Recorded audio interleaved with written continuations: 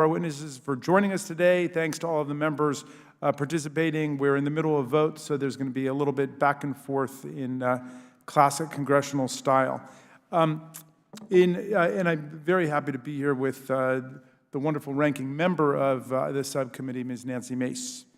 In 1943, in West Virginia versus Barnett, the Supreme Court struck down compulsory flag salutes as a violation of the First Amendment, stating, if there's any fixed star in our constitutional constellation, it's that no official, no matter how high or petty, shall prescribe what shall be orthodox in matters of politics, religion, nationalism, or other matters of opinion, or force citizens to confess by word or act their faith therein. Then in 1969, in a case called Tinker versus Des Moines School District, which struck down Mary Beth Tinker's suspension from middle school for refusing to remove her black armband in protest of the Vietnam War, the court affirmed that neither teachers nor students shed their First Amendment rights at the schoolhouse gate.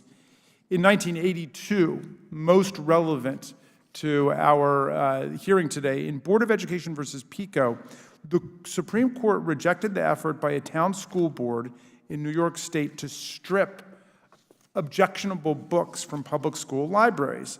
The members had gone to a conference promoting censorship of offensive and vulgar books and came back with a target hit list, the kind of hit list which is now familiar to us, including Slaughterhouse-Five by Kurt Vonnegut, Best Short Stories of Negro Writers, edited by Langston Hughes, Go Ask Alice by an anonymous author, Black Boy by Richard Wright. And after widely brandishing a compilation of the most prurient and lurid and profane passages, the board actually overrode its own censorship committee, which had recommended purging only 2 books from the schools, and went ahead and censored 9 of them. When the case made it to the Supreme Court, the majority sided with the students, who were claiming that the removal of books from the school library affected a form of political and ideological thought control, totally antithetical to the First Amendment of the Constitution. Justice Brennan, who had been nominated to the court by Republican President Eisenhower, announced the judgment of the court and delivered an opinion that was joined by Justice John Paul Stevens, who had been nominated by President Ford, Justice Harry Blackmun, who had been nominated to the court by President Nixon, and Justice Thurgood Marshall, who had been nominated to the court by President Johnson. So this was a decision dominated by Supreme Court justices who had been nominated to the court by GOP presidents, which is something that we need to think about, because I hope, Ms. Mace, that everything we talk about today will transcend the traditional party lines. In Board of Education versus Pico, Justice Brennan found that the Constitution protects not just the right to speak and to write, but the right to receive information and ideas. The First Amendment plays the central role in affording the public access to discussion, debate, and the dissemination of information and ideas. Freedom of inquiry, the court ruled, extends to school libraries, and the selective removal of books from school libraries because someone considers the content offensive directly and sharply implicates students' free speech and thought. In school libraries, the regime of voluntary inquiry holds sway. The answer to books whose content or viewpoint you oppose or even deplore, check out this powerful logic, is to not read them or to write a negative review, or even, shades of Voltaire here, to write your own book in answer.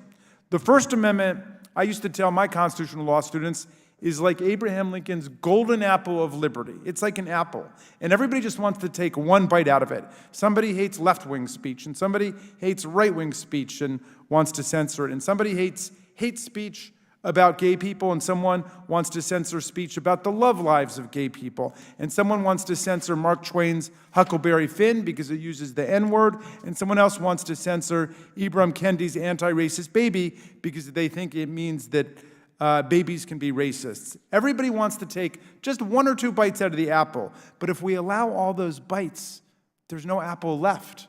The freedom of speech disappears. The way to save the apple for all of us is to learn to tolerate the speech you abhor as well as the speech you agree with. It's not always easy, but this is incumbent upon people living in a free democratic society. If we cancel or censor everything that people find offensive, nothing will be left. Everybody is offended by something, and that's why other people's level of offense cannot be the metric for defining whether your rights or my rights are vaporized. There's a famous story about Lenny Bruce, the somewhat risque comedian from the middle of the last century, and someone said his show should be shut down because it offended him. And Lenny Bruce said from the stage, "My parents came to America in order to be offensive and not to be thrown in jail for it." Now, during National Library Week, a time to celebrate intellectual curiosity, scholarship, freedom of inquiry, and free expression, basic intellectual freedoms are under attack again. In 2021, the American Library Association's Office for Intellectual Freedom recorded the highest numbers of censorious challenges to library books in its 20 years of tracking this data. 729 efforts to censor nearly 1,600 books. And in Texas, just one of these attempts to censor books, implemented by a state legislator, has initiated the systematic review of at least 850 books in every school district in the state. There are over 1,000 school districts and 8,000 public schools in the Lone Star State. This challenge will require tens of thousands of teachers, librarians, and administrators to spend hundreds of thousands of hours reviewing the books to implement a regime of censorship at a time when school resources are already stretched thin and states across the country are facing teacher and staff shortages. The vast majority of books being targeted are not mandatory or part of the curriculum. They are books of choice. Students can pull them off the shelves if they want to and check them out, or they can ignore them entirely. What books are being targeted? Well, some old favorite targets are back, like Catcher in the Rye, Native Son, Huckleberry Finn. I would also, let's see, there are also a bunch of these books I brought here. Seahorse. We're going to hear today from the great Ruby Bridges, whose book Ruby Bridges Goes to School has been the target of censorship moves. The Bluest Eye by Toni Morrison, which is who is a Nobel Prize-winning author. A kid's book about racism has been targeted for censorship. A book called Hair Love. The infamous anti-racist baby book. Little Legends, Exceptional Men in Black History. And finally, Little Dreamers, Visionary Women Around the World. So these are some of the most common books that are being targeted right now. Obviously, it's a legitimate subject for parents, teachers, principals, and school boards to discuss which books are the best and most age-appropriate curricular choices for different age groups and grades. This is what educators do, and the best ones include families, parents, and experts in the decision-making process all across the country. But that normal curricular and library selection process is completely different from whipping people up into a moral panic over the use of this or that word or passage in a book and then demanding its removal from a school library. Fashions and censorship change. For a great deal of our history, books were censored because they were considered indecent or politically subversive. For example, of the slavery system, like Uncle Tom's Cabin, which was seized, censored, and burned in many southern states as propaganda.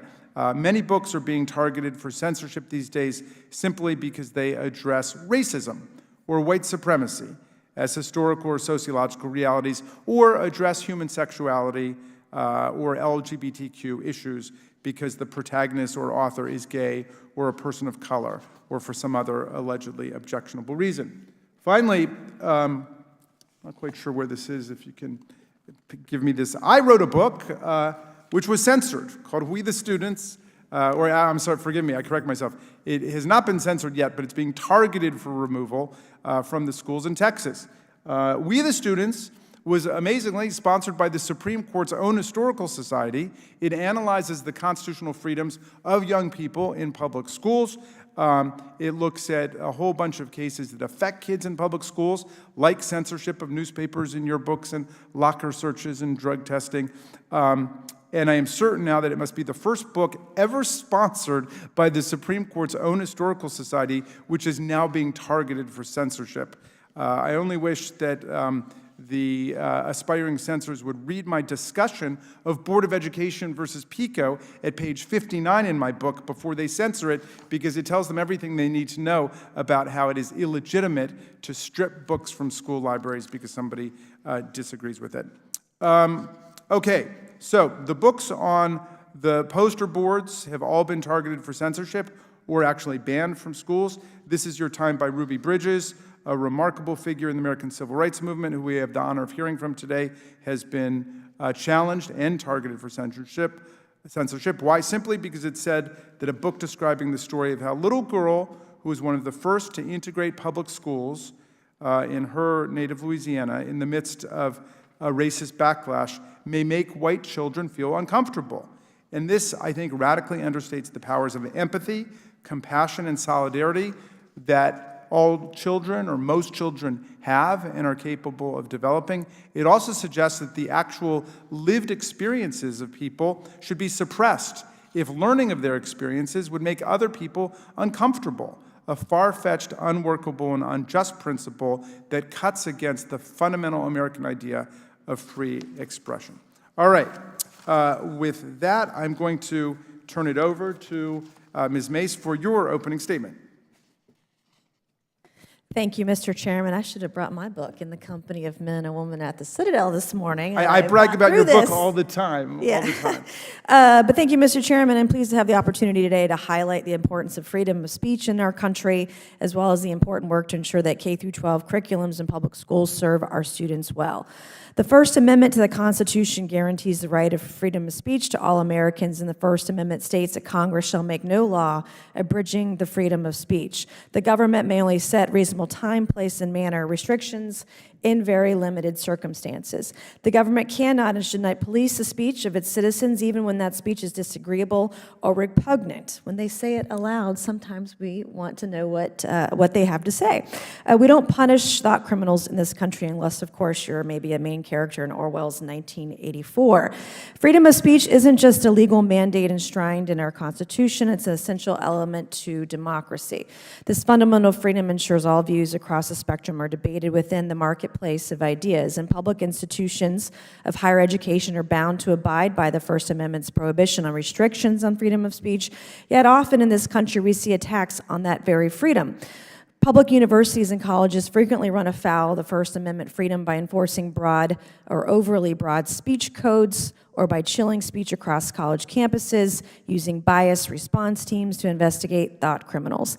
There have also been disturbing campaigns on these campuses to expel students, fire faculty, or disinvite speakers who hold views that are considered to go against the progressive consensus or groupthink. These universities and colleges are unlawfully stifling speech to coddle young adults at a time when in their educational careers where they should be exposed to a variety of ideas and perspectives. While progressive activists shut down speech on college campuses, they're trying to hyper-expose young children who are still learning to read, write, add, and subtract. And I can personally remember a story when my kids were in elementary school, and I was driving them home, picked them up from the carpool line in school that day, and they had a government lesson on government democracy versus socialism versus communism, and I asked them, which one's best? And they said socialism. So I pulled over on the closest exit off the interstate and had a conversation about the differences, and then they walked out of that conversation. She says, no, Mommy, democracy is the best form of government for the United States of America. In an effort to indoctrinate our young students, progressives are burdening curricula with divisive and radical ideologies such as race essentialism, racial scapegoating, and content of a sexual nature that's not appropriate, oftentimes for very young children. All children should be taught the academic skills they need to succeed, along with the history of our country, the good, the bad, and the ugly. We must also teach our children about the problematic chapters in our history, and we must also teach them about the heroes who lead us and have led us to a more perfect union. In fact, one of those heroes today is joining our hearing today, Ruby Bridges, who you mentioned earlier, a civil rights icon and author who made history as a 6-year-old girl, courageously braving a hostile crowd to integrate an all-white elementary school in Louisiana. And in my home state of South Carolina, we have so many of those heroic stories. that should be taught in our schools, from Harriet Tubman, who rescued 750 slaves in one night in Beaufort County, South Carolina, to Joseph P. Rainey, who was the first African-American to represent in the U.S. House of Representatives, who represented, by the way, South Carolina's 1st congressional district, the seat that I sit in today. Public schools should exercise discretion with parental input and oversight to decide what is included in their curricula and what books to include in their libraries, especially for young elementary school students. But no child attending our public schools should be subject to government indoctrination or exposed to radical ideologies while they're still building the foundations of their education. Instead, we ought to be teaching critical thinking skills so college-age students can discern, argue, and act on those values when faced with open and frank academic discourse. And of course, our high school students, even if they aren't going to college, should be prepared to enter the workforce when they graduate. I thank all the witnesses for appearing today and looking forward to a robust discussion on the First Amendment, freedom of speech, and how we can work together to preserve that freedom for every single American. Thank you, Chairman Raskin, and I yield back. Thank you, Ms. Mace, for a very thoughtful opening statement. Before I introduce our witnesses and swear them in, I just want to state that PEN America just released a report this morning finding that from July 1st of last year to March 31st of this year, there were 1,586 book bans that were implemented across 86 school districts in 26 different states. 41% of the banned titles had protagonists or prominent secondary characters of color, 22% directly address race and racism, and 33% explicitly address LGBTQ issues. So though that's not a majority, that's a lot of where the action is. And of course, there are the traditional targets that we know of, like Catcher in the Rye and Huckleberry Finn and George Orwell's 1984, and so on. Now, I want to introduce our first panel of witnesses, who are all high school students and will be testifying, but not answering questions. First, we have Shreya Mehta, who is a student from Richland, Washington.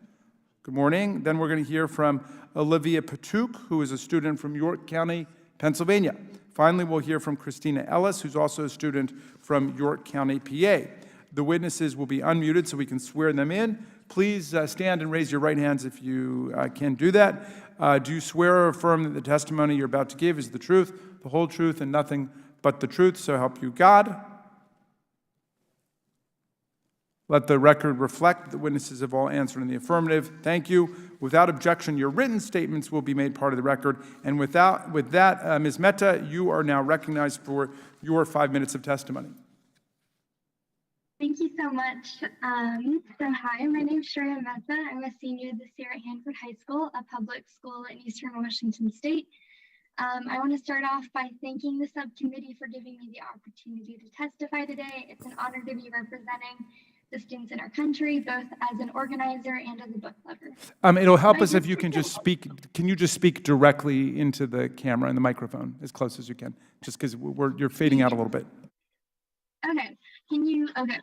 So my district has had fewer outward book challenges, but the internal damages the culture of censorship of BIPOC and LGBTQ+ voices and stories has caused is immense. I believe that the rampant censorship is affecting even more districts than we think and supporting the bullying of marginalized students around the country.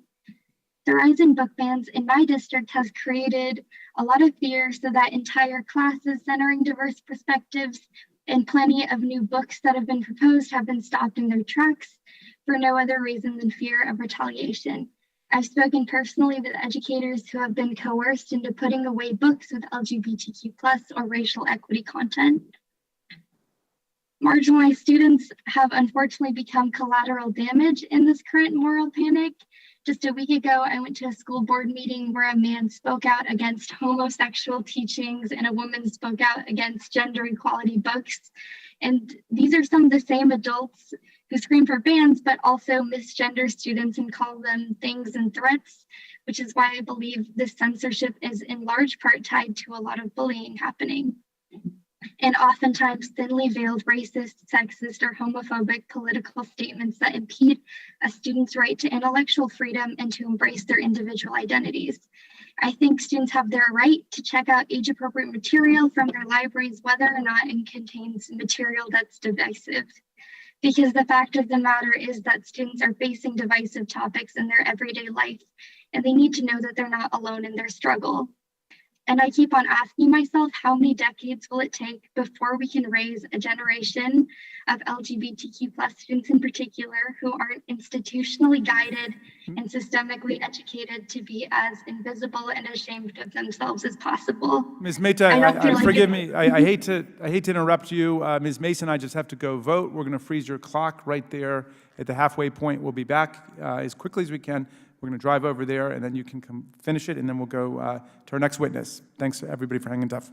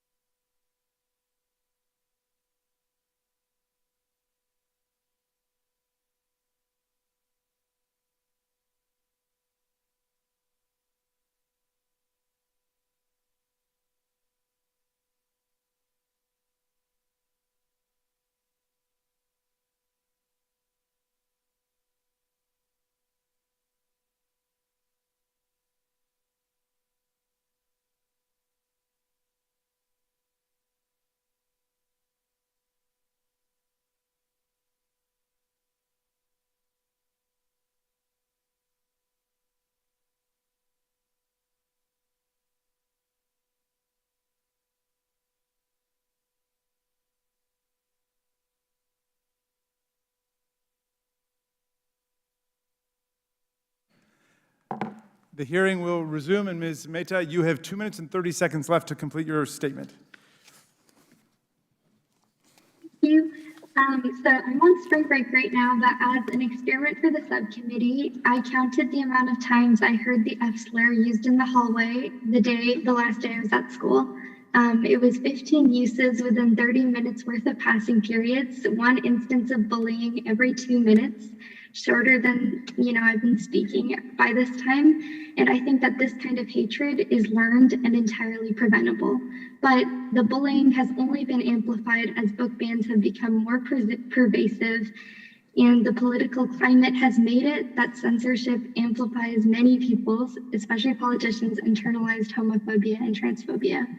I don't think LGBTQ plus character subject matter is inherently inappropriate for any specific age. I think there's age appropriate gay characters for 5-year-olds and 15-year-olds, and that school librarians know how to best choose the literature. I believe that words have a lot of power and that they can teach us empathy and strengthen our democracy. And I really wish that political polarization wasn't dictating our education. I want to learn about my friends, even if I disagree with them. I want us to understand one another. But right now, my intellectual freedom and my students' intellectual freedom is not being supported or fought for. Please support this and support the fact that it's not politicians, but librarians and educators in partnership with the students they serve who are best suited and trained to cultivate a collection of books that are age appropriate and serve their diverse student bodies. And please make this the last generation of marginalized youth that have to grow up and feel invisible and ashamed of themselves. Thank you to the subcommittee for amplifying student voices today. That's all I have. And thank you very much for your thoughtful testimony. Ms. Patuk, you are now recognized for your 5 minutes. Good morning, and thank you, Chairman Raskin, Ranking Member Mace, and members of the subcommittee for this amazing opportunity. I'm Olivia Patuk. I'm a senior at Central York High School, a member of the LGBTQ+ community, an activist, and the secretary and social media advisor of the Panther Anti-Racist Union, known as Peru, of Central York School District in Pennsylvania. In late August, an article published by a local news source revealed that the Central York School Board had banned an extensive list of resources, including books, articles, movies, and more, all written by BIPOC or LGBTQ+ authors containing BIPOC or LGBTQ+ characters, or about BIPOC or LGBTQ+ awareness and history. The book list specifically included materials such as I Am Enough by Grace Byers, I Am Rosa Parks by Brad Meltzer, and Malala, My Story of Standing Up for Girls' Rights by Malala. All of these resources would help to not only aid BIPOC and LGBTQ+ students in embracing themselves and their identity, but would also spread awareness and educate all students on the importance of diversity. When this list was pushed out as a banned book list, I was appalled. Central, being the second most diverse district in the county, prided itself on diversity. But this ban silenced BIPOC voices and frankly announced that their identity were not welcome. With the help of my fellow students, Christina Ellis, the Vice President of Peru, Ida Gupta, the President of Peru, Renee Ellis, our Communications Director, and Rebecca Delgado, our Artistic Director, and our amazing advisors, Ben Hodge and Patricia Jackson, we stood up to this act of discrimination. In the beginning, we organized small, peaceful protests that were located outside of the high school, ending 15 minutes before the school day began. These caught the eye of local press and news outlets. This was no longer between a few students. Our story, voices, and messages were broadcast on many local channels and expressed in articles through interviews and coverage of the peaceful protests. Media coverage helped the community receive 3,000 books from the list to hand out for free to community members and helped 2 community protests take place. It has been a hard journey in loving myself as a member of the LGBTQ+ community. I've been surrounded by amazing people who helped me through and offered advice, friends who are also members of the community, but not everyone is this lucky. Many kids find refuge in going to school and being within an inclusive community. But as education on inclusion slips away, that safe haven does too. I have heard slurs being thrown around, LGBTQ+ kids being made fun of, verbally abused, and more. Ignorance is very real. It is important to teach inclusion and equality. It is important to have representation. I deserve to walk into my school library and find a book with someone like me. This is why education on inclusion is important and necessary. Without it, those kids who came to school for safety and acceptance will no longer have that safe spot. Too many kids have attempted suicide, harmed themselves, or been verbally or physically abused for who they are. Too many kids are alone and don't have that safe haven. Books that represent them, offer them comfort, and open conversations provide that safe place for all students. It is important to teach the students inclusion so that they can save a person's life just by showing them compassion and respect. We can't force LGBTQ+ kids into situations where the only time they hear about their community and themselves is when their rights are being debated between students. We have a place in this world and in this community. If I would have had open discussions, representation, and education, I would have been able to embrace and love myself a lot earlier on. Rather than sitting fearfully with my thoughts and feelings, I would have been able to learn what my feelings mean and that it is okay to be me. Silence is deafening, but these books help to break through the silence and allow children to flourish. Kids need to see themselves, especially portrayed in a positive light. Provide a space where they can celebrate who they are. Give them the resources to help them love themselves for who they are. Don't silence the voices that are finally beginning to be heard. Thank you.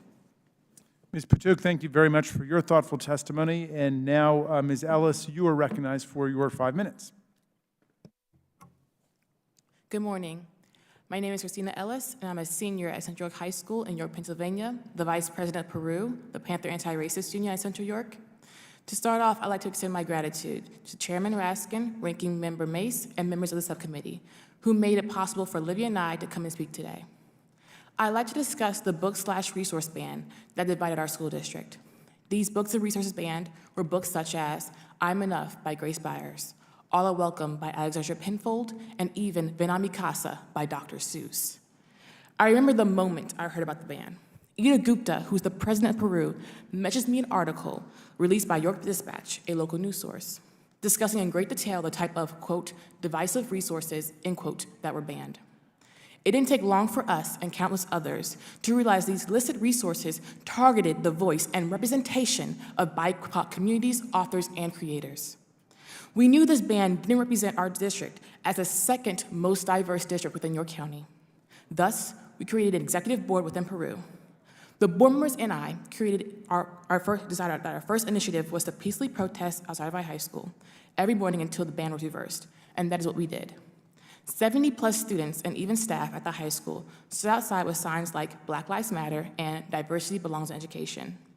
We stood in solidarity until our presence was known, and soon enough our presence was recognized.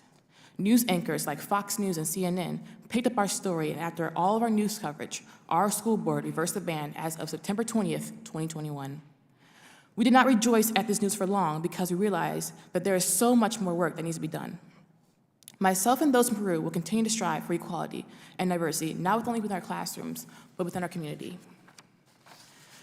The reason why I stood against my school district's book ban was because I didn't want future African-American kids to go through some of the things I went through growing up because of the lack of cultural sensitivity in my schooling experience. I didn't want minority students in general feeling like their culture didn't matter because in school there was little to no representation for them. Here's more of my personal story. In elementary school, when the teacher would put a documentary on about slavery, some kids would turn around and stare at me, the only black girl in the classroom. I found myself avoiding bringing my Caribbean food to lunch in fear of the looks and snarky comments from peers because the food was foreign to them. And sadly enough, I spent majority of my K-12 schooling straightening my hair so I wouldn't stand out. I wanted to blend in and not be different. I didn't want random people touching my hair without my permission. And sadly, still to this day, I encounter people who think it's okay for them to run their hands through my hair. Books that highlight our differences and teach others how to address diversity are crucial. These books shouldn't be up for debate. A slideshow presentation at the beginning of the school year telling kids to be kind is not enough. It is not a joke it's not okay to joke about the way a student chooses to dress or what they pack for lunch. These books can help educate kids on various cultures and ways of life, and we need to rely on our trained educators to handle teaching these difficult and hard topics. This will decrease bullying and judgmental stares because kids will learn to approach their peers not from a place of educational ignorance, but from a place of compassion and understanding. This world needs more people who want to pay attention to others and not only themselves. Banning books of those of minority background and unique backgrounds silences their voices and erases their history, and arguably is taking away their right to express themselves. These are words on a page that have the power to change a cold heart to warm. It's not indoctrination, it's education. Thank you. Thank you very much to all of the students for your really powerful and illuminating testimony. It helps us a lot. The first panel is now excused. Please send our regards to your families and your teachers as you go back, and tell them we're very proud of what you've done back at school, and also what you did for the country today here in Congress. We will now welcome the second panel. I want to introduce our second panel of witnesses, and I will begin to introduce them as they enter and are seated. First, we have Samantha Hull, who is a librarian from Lancaster County, Pennsylvania. Then we will hear from Mindy Freeman, who is a parent in Bucks County, Pennsylvania. Then we'll hear from Dr. Jonathan W. Pidluzny, who is the Vice President of Academic Affairs at the American Council of Trustees and Alumni. Next, we'll hear from Jessica Berg, who's a teacher in Loudoun County, Virginia, not far from where we are. And last but not least, a witness who really needs no elaborate introduction for America, Ruby Bridges, who is a civil rights luminary and an author. The witnesses will please be unmuted so we can swear them in. If everybody would rise and raise your right hands. Do you swear or affirm that the testimony you're about to give is the truth, the whole truth, and nothing but the truth, so help you God? Let the record show that all the witnesses have answered in the affirmative. Thank you. Without objection, your written statements are going to be put in the record, so we have every word that you want to submit officially for the congressional record. But with that, you're now recognized for your verbal testimony, and we've asked you to sum it up in 5 minutes if you can do that. Ms. Hull, you are now recognized. Good morning and thank you, Chairman Raskin, Ranking Member Mace, and members of the subcommittee for the opportunity to speak on such an important issue. We are here because books have been questioned, challenged, and banned at record rates this school year. And there are students watching from near and far. In fact, I've brought some of them with me as support in notes that they have given to me.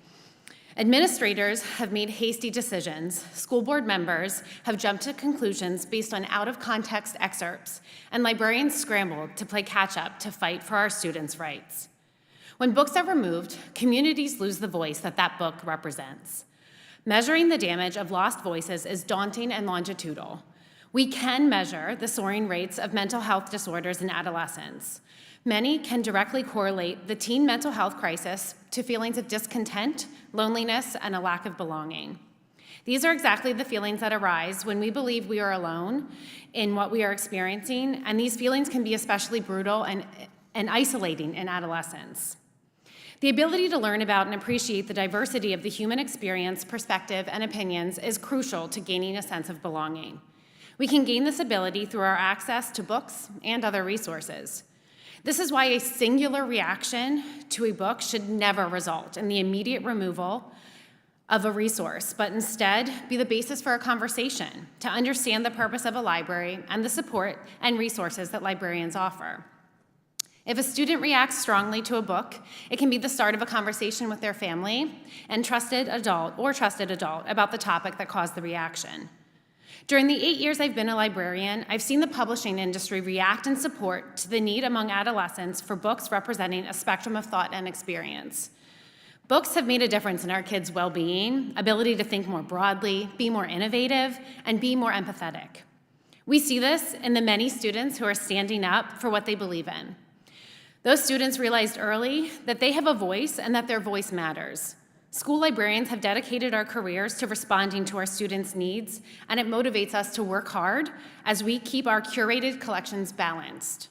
We work tirelessly to provide a sanctuary for students in the library, the place that they feel safe. Feeling safe, however, is not always the same as feeling comfortable. Growth doesn't necessarily happen when we're comfortable. It definitely will not occur when we are stagnant or when we're uninterested or when we accept the way things have always been done. Growth is uncomfortable, but it builds grit and determination. To learn is to grow. And when we're in an environment that fosters open-minded communication, the discomfort is outweighed by the possibility of learning. Open-minded communication is not fostered when we start making individual, monolithic, or one-sided decisions, especially without trained librarians' input about books based on out-of-context readings. When we take this road, we are limiting growth, we are stifling progress, and we are acting in the most undemocratic way possible. Adhering to loud minority viewpoints and not making space for all voices to be heard is not progress. Librarians urge everyone to take a minute to consider why a book or resource makes us uncomfortable, what it might be trying to teach us, and what we are resisting to learn. While we are willing to fight, and those fights are always worth it, they take time, they take energy, and most importantly, they remove us from our students, from our classes, and from our libraries. For a while, those lights were lonely. It seemed like everything was happening behind closed doors, and many of us have found the strength and space to speak out on the injustices of self-censoring and outright book banning. Since those brave moments, the Army has grown. Parents, students, community members, public librarians, store owners, authors, lawyers, teachers, and local politicians have embraced the discomfort and joined the fight.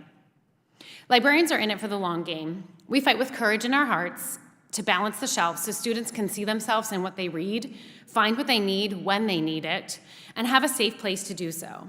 If we don't have the answers, we'll help them find someone who does. Our democracy and our students' well-being hinge on the access young people have to fully representative resources curated by librarians and teachers with the education, expertise, and experience to handle this work. Without institutions that are curated by professionals to encapsulate the wide range of historical perspectives, we have no history. Without a location in our schools that is staffed by trained librarians, we have lackluster resources and ill-informed students. Without safe places to read, think, and discuss, we have no future. We librarians know firsthand our students, our world's problem solvers, are ever curious. Through our students' curiosity, knowledge is generated and innovation occurs. That is growth, that is progress, that is democracy. What a wonderful statement. Thank you very much, Ms. Hall. Ms. Freeman, you are now recognized for your testimony. Thank you, Chairman Raskin. Thank you, Chairman Raskin, Ranking Member Mace, and members of the subcommittee. My name is Mindy Freeman, and my pronouns are she, her. I'm a parent from Bucks County, Pennsylvania, where I live with my spouse since we were married 25 years ago. I'm speaking from the heart as a person who loves their children, as a former elementary school teacher, and as someone who cares deeply about the education of our youth. I'm not a political person. I've been a registered Republican and a registered Democrat. I didn't even know what the House Oversight Subcommittee was until last week, and yet I'm here in the most political place on earth. This is 2022. And despite all the major issues needing our nation's highest attention, book banning and censorship is a subject that we are now forced to be tackling.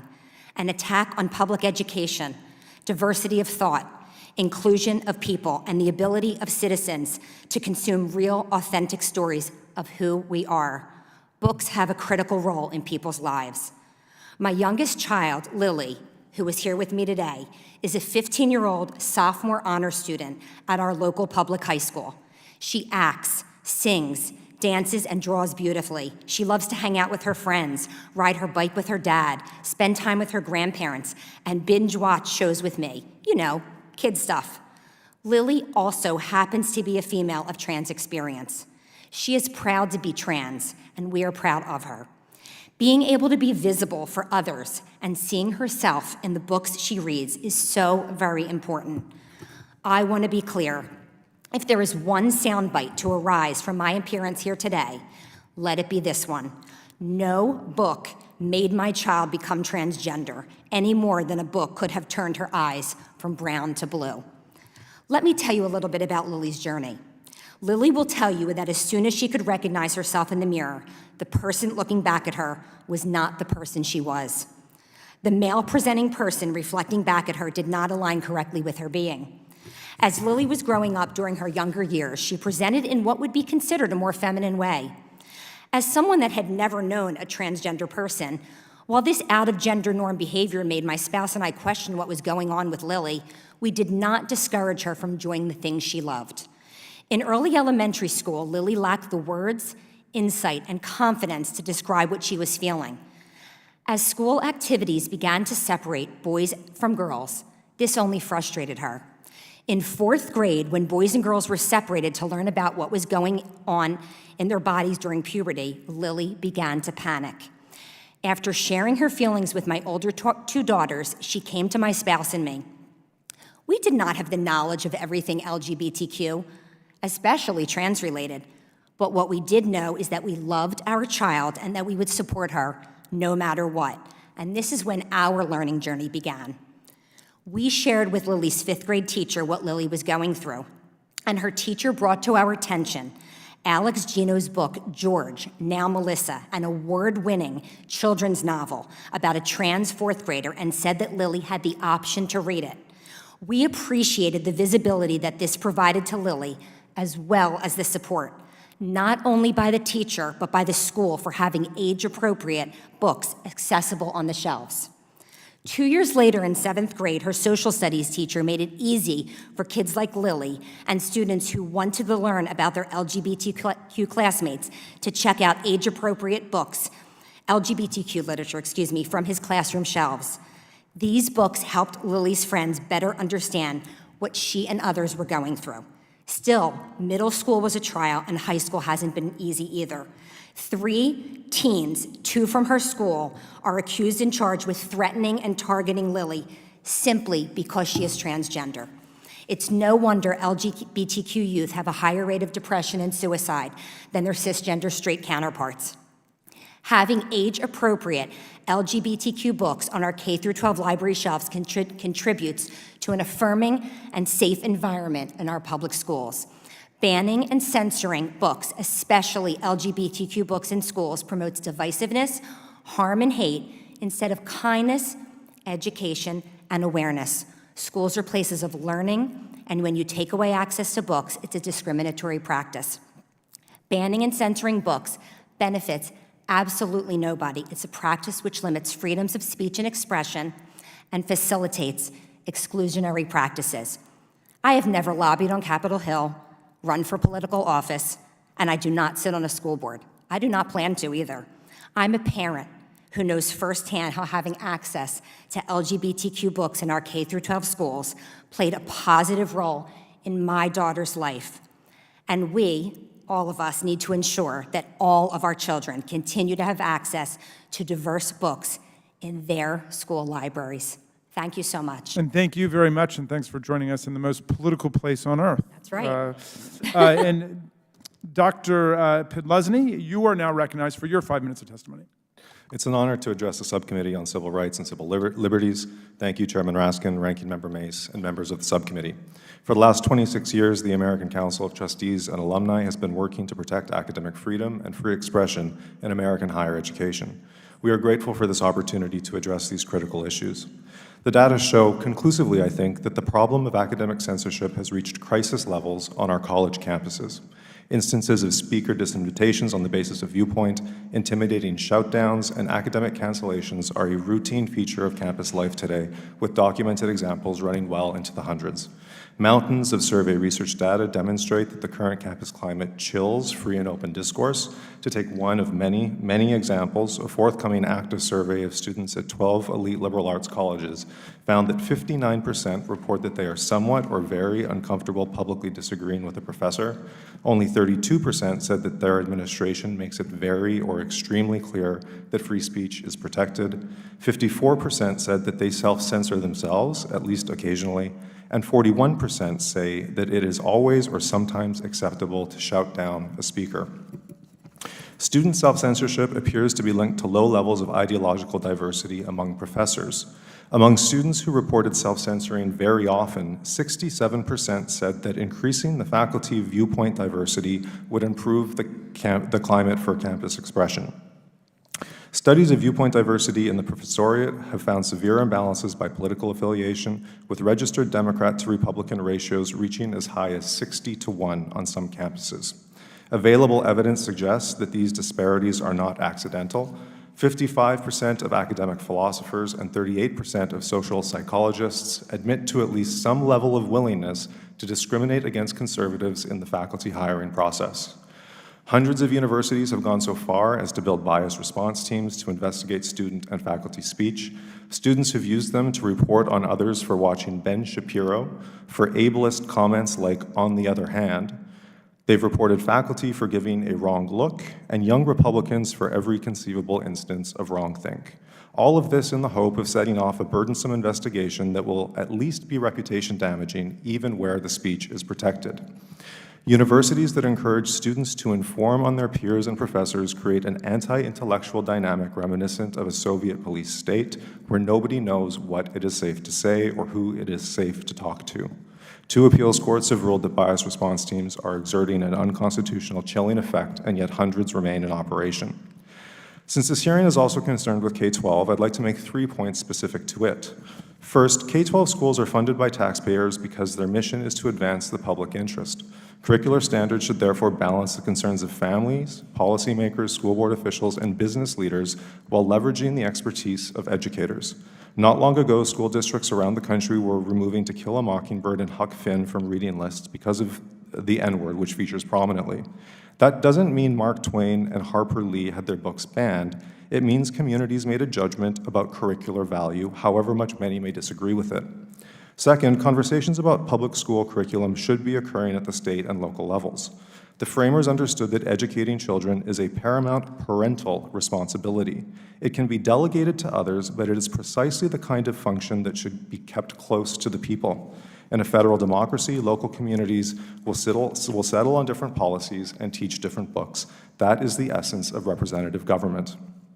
Third, it is the responsibility of public school systems to teach materials that are age appropriate. The American Library Association's list of the top 10 most challenged books helps us to understand what the real issue that brings us here is today. The first and second entries on the list, Gender, Queer, and Lawn Boy, are so graphic that parents reading them at school board meetings have repeatedly been stopped because the content is so obscene.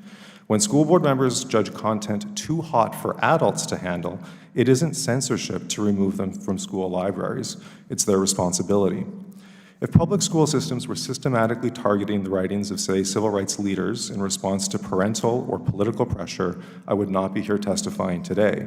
As Justice Harry Blackmun has written, school officials may not remove books for the purpose of restricting access to the political ideas or social perspectives discussed in them. That is not what is happening in the majority of these cases.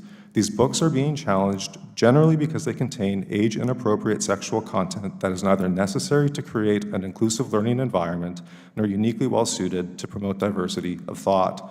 In conclusion, the most serious threats to free speech in an academic context are occurring in higher education today, not K-12. On our campuses, self-censorship is endemic, viewpoint discrimination is the norm, and students and faculty are routinely targeted by school-sponsored bias response teams for the political content of their speech. Thank you. Thank you very much for your thoughtful testimony. And Ms. Berg, you are now recognized for your 5 minutes. Thank you, Chairman Raskin, Ranking Member Mace, and the subcommittee for inviting me here today to speak on this very important issue. My name is Jessica Berg. I am a high school English and Women and Gender Studies teacher in Loudoun County, Virginia, where I live with my husband and my 2 extraordinary daughters. Teaching is not a profession I planned on, but there is not a day that goes by that I'm not thankful for whatever fates led me into the classroom, because it has been one of the most rewarding experiences of my life. However, this past December, along with teachers across the nation, I was on the precipice of leaving the profession because of what political groups and politicians have done to education.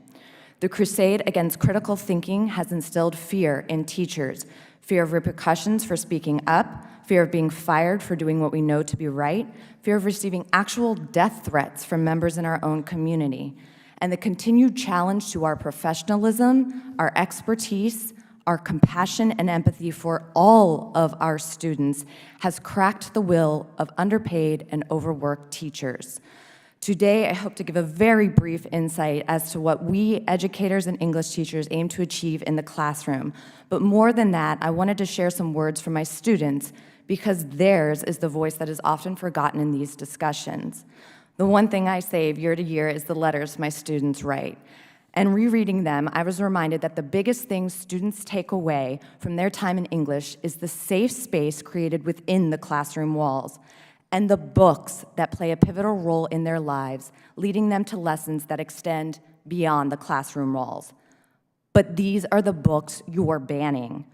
Books offer a mirror to readers so they can see themselves reflected in some way, be it their gender, their race, their culture, their identity, or their experience, and it makes them feel less alone in the world. When they see themselves reflected, students do not feel erased and they maintain their self-efficacy, the belief that their voice matters. And when I think about the books frequently being challenged, the only connection I see between them is that they are the books that give voice to the most marginalized in our society. A few years ago, I taught a brilliant young woman who almost missed her chance to attend college because she didn't yet understand the power of her voice. In a letter she wrote, "I will miss you so much when I go off to college, but I will always remember you. You have taught me so many lessons inside and outside the classroom. You have changed my life because you showed me during a difficult time that my voice matters and I should stand up for what I believe in." But the political groups and politicians out there banning books don't want that. They don't want everyone to feel like they have a voice because the status quo is predicated on silence. And not only is banning these stories and censoring history preventing students from being able to find their voice, but it is negatively impacting my ability as an educator to connect with my students in a meaningful way. The entrance into these life lessons that leave a lasting impact on students is stories. As one student wrote, "Miss Berg taught me a life lesson through her evident passion for the worlds of novels. She lets us explore the world outside the bubble that we rarely escape. This lesson is one I will never forget." That is the power of books. They offer students a window to see the world beyond themselves in the hopes that they understand that what divides us as humans is infinitesimal in the face of what unites us. But these are the books you're banning. And it is a fallacy when political groups ban these books under the guise of parental rights. I am a parent. We have rights in our students' education, but that parent-teacher team has been broken by the divisiveness of the moment. The loud, angry subset of political parents no longer communicate directly with teachers, and instead they go straight to the school board and yell. If you do not want your child to read a book, that is absolutely fine. But it does not give you the right to make that decision for every other student in the county or across the nation who might find a lifeline in the very book you banned. I understand wanting to protect kids. I want to protect my 2 daughters fiercely and for as long as I can.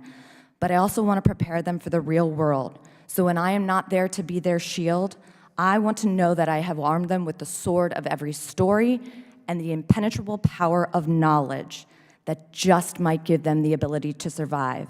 And through my work as an educator, I hope to make the world my daughters will head into a little bit better, one story and one student at a time. And it was a former student who defined what we aim to do as educators so eloquently when she said, "Miss Berg, you are the best and most inspirational teacher I've ever had. You taught me more than grammar and writing skills. You opened my mind and prepared me to seek understanding from a wide variety of perspectives. I am better equipped to process life and its complexities because of the time I spent in your class, and I can't thank you enough for that." Maybe if we all were prepared to seek understanding from a wide variety of perspectives, we too would be better equipped to process life and all of its gorgeous complexities. Thank you for your time.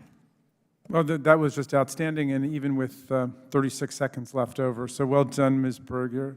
A model to witnesses throughout Capitol Hill.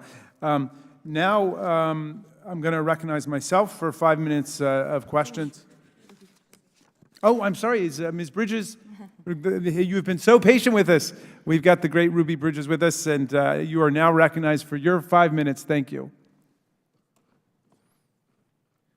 Good morning, Mr. Chairman and Mrs. Mace, members of Congress and the subcommittee. Thank you for having me. I am indeed honored for this opportunity to speak on this very important subject. When I first heard about possible book bans, including the targeting of my books, my initial thought was to avoid responding altogether, as I thought it didn't deserve more attention and the efforts would naturally subside. However, As these bans have somehow gained even more momentum, I feel it is now important to speak up. I cannot understand why. Why are we banning books, I thought? My books are written to bring people together. Why would they be banned? But the real question is, why are we banning any books at all? Surely we are better than this. We are the United States of America with freedom of speech. In every book I've written, I have purposely highlighted and lifted up those human beings as Americans who were seeking the best version of our country, like Supreme Court Justice Thurgood Marshall, who helped to win the landmark case that set me on this journey. As a 6-year-old walking through the doors of this all-white elementary school in 1960, I wanted my readers to know I did not walk alone. I was protected by a dedicated federal marshals commissioned by a sitting president of the United States. I was nurtured and taught by a compassionate teacher, mentored by a world-renowned child psychologist, all of whom were white, by the way, and mentioned in these very same books that some wish to ban. They became a part of my support system, along with a supportive community, my village, my courageous family and friends. So when I share my experiences, my story in these books, I share our shared history, good, bad, and ugly. As a 6-year-old child, I had no idea I was taking a historic walk. My parents were sharecroppers, raised in rural Mississippi, not activists. For them, education was a luxury they could not afford.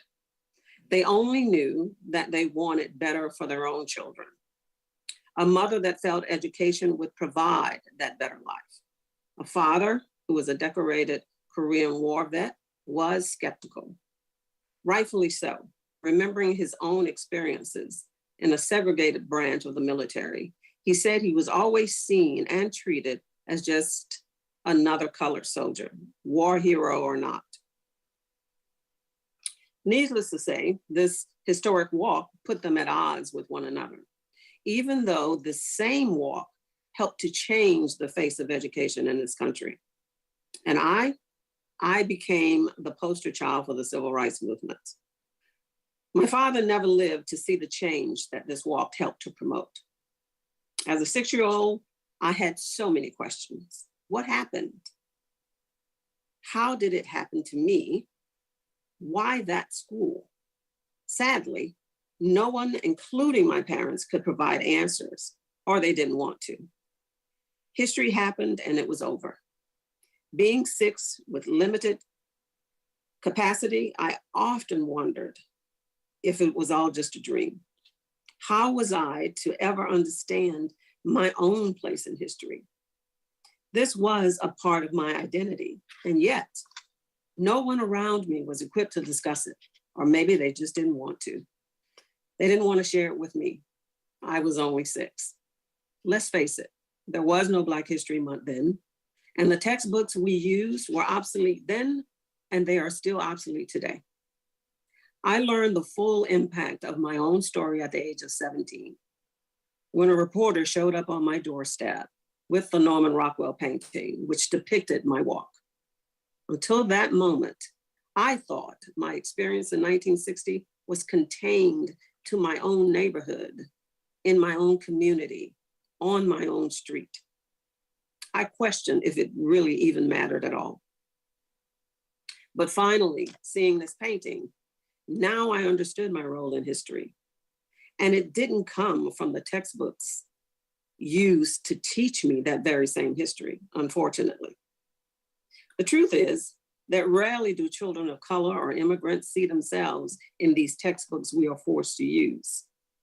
I write because I want them to understand the contributions their ancestors have made to our great country, whether that contribution was made as slaves or volunteers. My books are written to inspire a new generation to contribute to building this great country, for indeed there is much work to be done. So I say, if we're going to have a conversation about banning books, then I say that conversation is long overdue. Let's have it, but it must include all books. If we are to ban books from being too truthful, then surely we must ban those books that distort or omit the truth. I do emphasize with parents who are faced with answering questions that they do not feel equipped to answer. Remember, my parents once stood in those very same shoes. Even when my own grandson at 7 came to me with a book about the United States presidents, their names and their faces, asking me, "Mommy, do you have to be white to be president?" As a grandparent, that truth was hard for me to look at. I had to be creative in my response while also being truthful, because my grandson needed to feel good about the person he sees in the mirror as well. My response was, no, of course not. You don't have to be white to be president. They're waiting on you. You can be the first Black president of the United States. That held him at bay for a while. So you see, I encourage parents and teachers to be creative, without lying, of course, because our children deserve the truth. The truth is pure. The truth is good. And we all know the saying, the truth shall set us free. As I stated in my 2014 TED Talk, teachers should be given the flexibility to teach. We must untie their hands of these very qualified educators. Books celebrate. Ms. Bridges, forgive me, we're just over the time, but I'm going to come right to you with my questioning, and I hope you'll be able to complete the thought, if that's all right. Yes. We will now begin member questioning, and I will go right to you to finish that point, and then I want to ask you another question. So please, be as brief as you can be. Books celebrate our shared history, and they should not be banned. The integrity of books and history and stories within their pages must be embraced and preserved by all, for all. History is sacred and should not be changed and altered in any way. In closing, I would like to say the purpose of my books is to extend and expand education to children, all children, no matter their color of the skin. I write to remind children that we should embrace both our truth and our progress, and I write to show them that we are truly better together than apart. In order for us to be the United States of America, we have to live up to our name. We, the people, must be united. Our babies, all of them, need to see themselves in our books, particularly in school. Representation doesn't just matter, it's vital, especially in the pages of the books that we teach from. When children read about President Dwight Eisenhower, they should also be able to read about the little 6-year-old girl who made a difference during his presidency. That little girl was me, Ruby Bridges, and I am proud of my story, as is thousands and thousands of kids, not just in this country, but around the world. Well, thank you so much. I'm holding up right now the famous Norman Rockwell painting, the rendition of it that is in your book, which is so wonderful and is indeed iconic. Your book has been objected to. There are people who want to censor your book because they say it may make white children feel uncomfortable, which struck me as just bizarre, given that you have a beautiful tribute to the teacher you love the most, I take it, Mrs. Henry, with her picture, and she was white. You have a picture of you with a bunch of kids who are white friends, picture of John Steinbeck, who wrote a beautiful essay about you, a tribute to Eleanor Roosevelt, and so on. But I guess they were rubbed the wrong way by this. Must be the most clean-cut looking photo I've ever seen of a racist protester. We won't go to school with Negroes. And I imagine they had to search far and wide to find the use of that N-word as opposed to the other one. But what is your reaction to those people who say your book doesn't belong in school libraries or doesn't belong in a curriculum about the civil rights period because it might make some white kids feel uncomfortable? Do you think it will make white kids feel uncomfortable? And what's your response to that? My response to that is that I have thousands and thousands of kids that write to me constantly who lift up my books and talk about how they have learned so much from my own story. I believe that yes, there are some parents who might find the truth very hard to look at, as I mentioned in my talk. I understand that, but we cannot hide the truth from our kids. It is history, and history is sacred, and we shouldn't change or alter it in any way. Well, thank you for writing this beautiful book, Ruby Bridges Goes to School, and thank you for defending everybody's academic and intellectual freedom. I want to come next to Ms. Hull and Ms. Berg. Ms. Hull, you're a librarian. Ms. Berg, you're a teacher. First, I would wonder if you can concretely tell us what has been your experience of this new wave of attempts to ban books, censor books, challenge books, and so on. How has it affected you in your work? Ms. Hull, you can start. Thank you. I think it all stems from a misunderstanding of what libraries are, what the purpose of libraries are, and what librarians can do, and how books end up on shelves. If those who are upset could understand the collection policy developments and all the pieces that go into curating those collections, I think a lot of the misunderstandings could be avoided. Great. Ms. Berg? Yes, and so to my experience as a classroom teacher, it has not really changed anything because these books that are being banned are choice. They are not being forced on any student. They are books in the library. The curriculum is very different from the books that exist in the library. So the thing is, you can decide for your own child not to have them read the book. You don't get to make that choice for every other child in my school district, or in the nation. And in fact, we all had a commonality in The Great Gatsby, which is a book on the curriculum we were all currently reading. Even Lily is, I think, missing a quiz on it today. So there's two very different sets of books when you're talking about a classroom curriculum and a library for choice. Very nice. All right, well, my time is up, but Lily, I'm happy to write you a note if you need one. That might help, I'm not sure. I'm going to come now to Mr. Donalds for his 5 minutes of questioning. Thank you, Mr. Chair. Witnesses, thanks for being here. Appreciate it. By way of background, I served in Florida's legislature. I was a chair of 2 education subcommittees. I wrote legislation about providing people who live within a county the ability to review all material, whether it's classroom or library material, and that all taxpayers, whether they are parents or reside in the county, should have an ability to review that material and examine it, because they're the ones that pay for it. Ms. Berg, I know you're Virginia. Ms. Hull, I know you're Pennsylvania. I will describe for you the procurement process in Florida. Any material, whether it's in the library or in the classroom, is actually approved by the State Board of Education. The State Board of Education goes through their material procurement. They give a list of what they view as being responsible material for the school system. That list then goes down to the school districts. School district administrators review the list. They provide a list of what they feel should be acquired. The school board then votes on the recommendations from the administrators in order to provide the dollars to actually purchase those materials, and that is what actually ends up in the classroom or in the library. There might be a slight variation of that with the library, but by and large, the administrators bring a list of materials to be acquired, school boards vote on them, and that's how they show up. Is that true? Yes, to my knowledge. It's a little different in Pennsylvania. There's a lot more local control. Okay, fair enough. That's fair. But can we at least agree, for the premise of what we're discussing, that school boards are the ones that authorize purchases? Yes.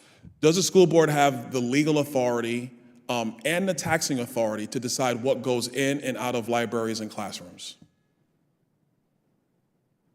It's my understanding that school board policy places the superintendent in a position to make those and delegate those decisions. Does the elected school board have a responsibility to decide on the funding necessary to either acquire material or keep material in classrooms and or libraries? Yes or no?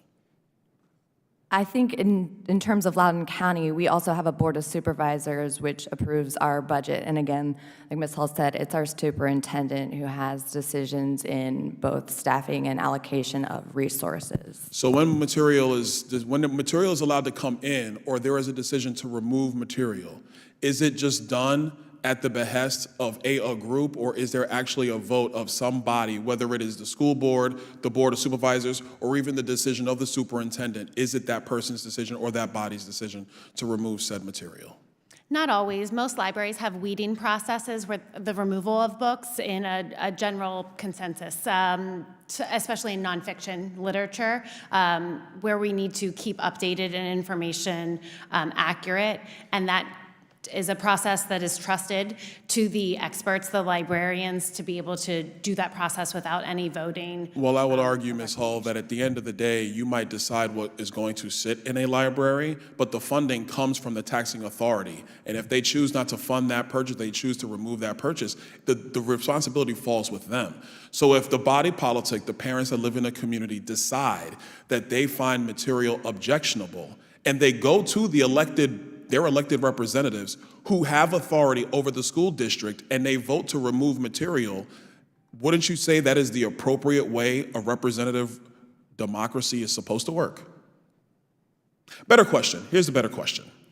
Should parents have the ability to have their voices heard about material that they think should be in front of their children, whether it is mandatory or whether it is optional? Do you think parents should have that ability to voice their opinions? Yes, absolutely, as I said in my statement, and they do have that right. The books that are being banned are a majority of the books from library, which are complete choice. They are not the books in our curriculum or required reading. You absolutely have a say in what your child should be able to read, but they're no longer coming to us, the professionals, the Ms. experts. Berg, I got one question. Wait, I'd like to finish my answer. The gentleman has the time. I got 45 seconds, so I got to Parents have a I got to say. focus this in. They don't have a say for Ms. every Berg, other parent in the you'll get a county. chance. I would It's not his say time. I would not say that parents have the right to say for other parents. What I am saying is, do parents or a large part of the community at large have an ability to lobby or engage with their elected officials on the local level to decide what's in the room? I would say the answer to that is yes. Ms. Freeman, quick question for you. I know that I understand the situation that you laid out with your child. I have 3 sons. I could completely understand what you and your spouse are having to deal with, go through, explain, support your child, completely understand that. If the material was not in your child's library, would you be able to still acquire that material through Amazon, through Barnes and Nobles, or anywhere else? Personally, me, yes, but not every parent has that opportunity to do that, or every child feels safe enough and has that environment. And I think this is important. The gentleman's time is expired, but you can finish Here's this what I'm going to question. wrap, Mr. Chairman. Ms. Freeman, I appreciate your answer. The point I'm really trying to make is that we have many parents who have very different objectives, and they all should be respected in this discussion. So to make the argument that books are being banned when they are going through the legal course of action to talk to their representatives, I think is very hyperbolic and is not actually correct about the process that is being used to decide what materials are in or out of the classroom. With that, I yield back. Thank you for the leeway, Mr. Chairman. Yeah, you bet, Mr. Dante. And I would also just ask you to read page 59 of my book, We the Students, about Board of Education versus Pico, which dealt with just precisely the process you're talking about, but where the Supreme Court still said you can't strip books from public school libraries because someone disagrees with the viewpoint or the content there. But check it out, check it out. All right, let's see. Now, Ms. Wasserman-Schultz, you're recognized for 5 minutes. Thank you, Mr. Chairman. And shifting away from process for a moment, I'm going to read some excerpts from the book, which is a Pulitzer Prize-winning book called Mouse, where some characters speak in broken English about anti-Semitism in this graphic novel account of the Holocaust. And so the excerpts go as follows. The mother's always told so, be careful. A Jew will catch you to a bag and eat you. So they taught to their children. Quote, it was very hard there for the Jews, terrible. Synagogues burned, Jews beaten with no reason, whole towns pushing out all Jews, each story worse than the other. Look, we know that bigotry is learned, but when children access worlds like this outside their own, we know it can also be unlearned. When a Tennessee school district pulled Mouse from its 8th grade curriculum, it mirrored a national wave to ban so-called objectionable material from schools. White nationalism, anti-Semitism, and racism are on the rise, but purging books which candidly confront the genocide of 6 million Jews will only breed more ignorance-fueled hate. Mouse's author, Art Spiegelman, said, It's as if the Tennessee School Board wants to, quote, teach a nicer Holocaust, unquote. Ms. Hull, books were removed from your library shelves overnight. My question is, targeting books like Mouse sends what signal to students, in your opinion? It's my opinion that when books are removed, especially without conversation, without going through a process that includes all voices, that of concerned parents, that of students and experts, that students are erased. Their identities are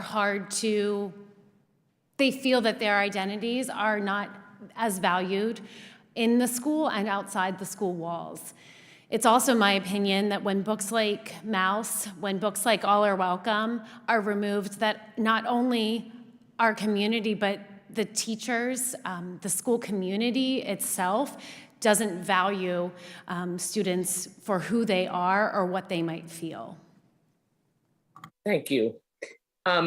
These book bans coincide with spikes in anti-LGBTQ+ attitudes and legislation, where schools and libraries are the battlefield. Ms. Freeman, as a mother, what message does it send to your daughter and other LGBTQ+ students when books reflecting their identities and experiences are pulled from their library shelves? It's sending a message that they're not welcome and they're not seen. And it's also encouraging this behavior of, bullying, sending a message that it's okay to treat LGBTQ individuals in a negative way. That's the kind of message it's sending, that they're not welcome in schools. Thank you. Thank you. Thank you. Censoring LGBTQ+ books in class discussions tells these students that their identities are shameful or to be feared. And as a mother of 3 children myself who attended Florida public schools, I'm frightened by the suppressive forces that are taking hold there. It's being challenged, but Florida's Don't Say Gay law would, quote, prohibit any discussion about sexual orientation or gender identity in certain grade levels. So if you think the book bans and pulling from curriculum is bad now, just wait till this is fully implemented, God forbid. That's a law you expect to find in Putin's Russia, not America. And lastly, Ms. Berg, if Virginia were to pass such a law, would that change your day-to-day life as a teacher? Yes, it changes my life as a teacher because it changes the lives of my students. And already I've seen with the Don't Say Gay bill in Florida, it is having repercussions on the mental health of LGBTQIA students across the country because they see what's happening, they see the writing on the wall. And I had a student say to me, I would rather kill myself than not be allowed to be who I am. That is absolutely affecting me as a teacher because I carry that with me. And just to wrap up, and I'm going to hold Mouse up again, another excerpt from this book. People haven't changed. Maybe they need a newer, bigger Holocaust. We have an obligation to ensure this passage from Mouse remains just that, a line from a book. But if we censor our unpleasant history and deny who we really are, that line of fiction may someday be a frightening new reality. And I want to just close with thanking Ms. Bridges for her perseverance, for staying in the fight, for making sure that she gave meaning, even though she didn't understand it when she was 6 years old, that she gave full meaning to what her parents did for her and for all school children all across this country. Thank you so much. I yield back. The gentlelady yields back. Thank you for your questioning, Ms. Wasserman-Schultz. Now, Mr. Biggs is recognized for his 5 minutes of questioning. Thank you, Mr. Chairman. I'm going to approach the portion of our titled hearing that talks about academic censorship. And so with that, I'd ask that we watch a videotape that my staff has prepared. Without objection. Thank you. Demonstrating against Ann Coulter, who is here to speak inside Wheeler Hall tonight. Protesters pushed hard against people trying to get inside, as hundreds of demonstrators gathered to try to keep Coulter from giving her speech in the first place. UC Berkeley canceled Free Speech Week and is paying about $1 million for security still. UC College Republicans invited Shapiro to speak, and unlike other conservative speakers, he actually made it to the microphone. The barricades are still up here at UC Berkeley. They're trying to bring people in 3 at a time. They're trying to bring them in through the back door. They're trying to make sure that people have access, but there's only so much that they can do when the president of this university, who shut down this event in the first place because he's a totalitarian.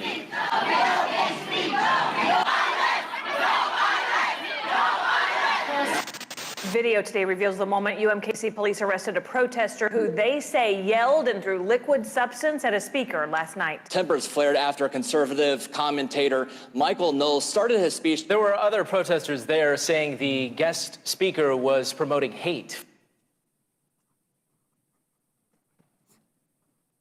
Thank you, Mr. Chairman, for letting us show that video. By all means. One of the things that I've seen repeatedly, and I will be submitting some stuff for the record, I'll just say it until after I question some witnesses, CBP, Customs and Border Patrol agent, showed up at an invited event on the University of Arizona campus in March of 2019. He was attacked, and his presentation was disrupted. And the type of speech used against him was outrageous, calling him murder patrol, KKK onto campus, that type of thing. Kirsten Sinema, senior senator from Arizona, who is also an adjunct professor at ASU.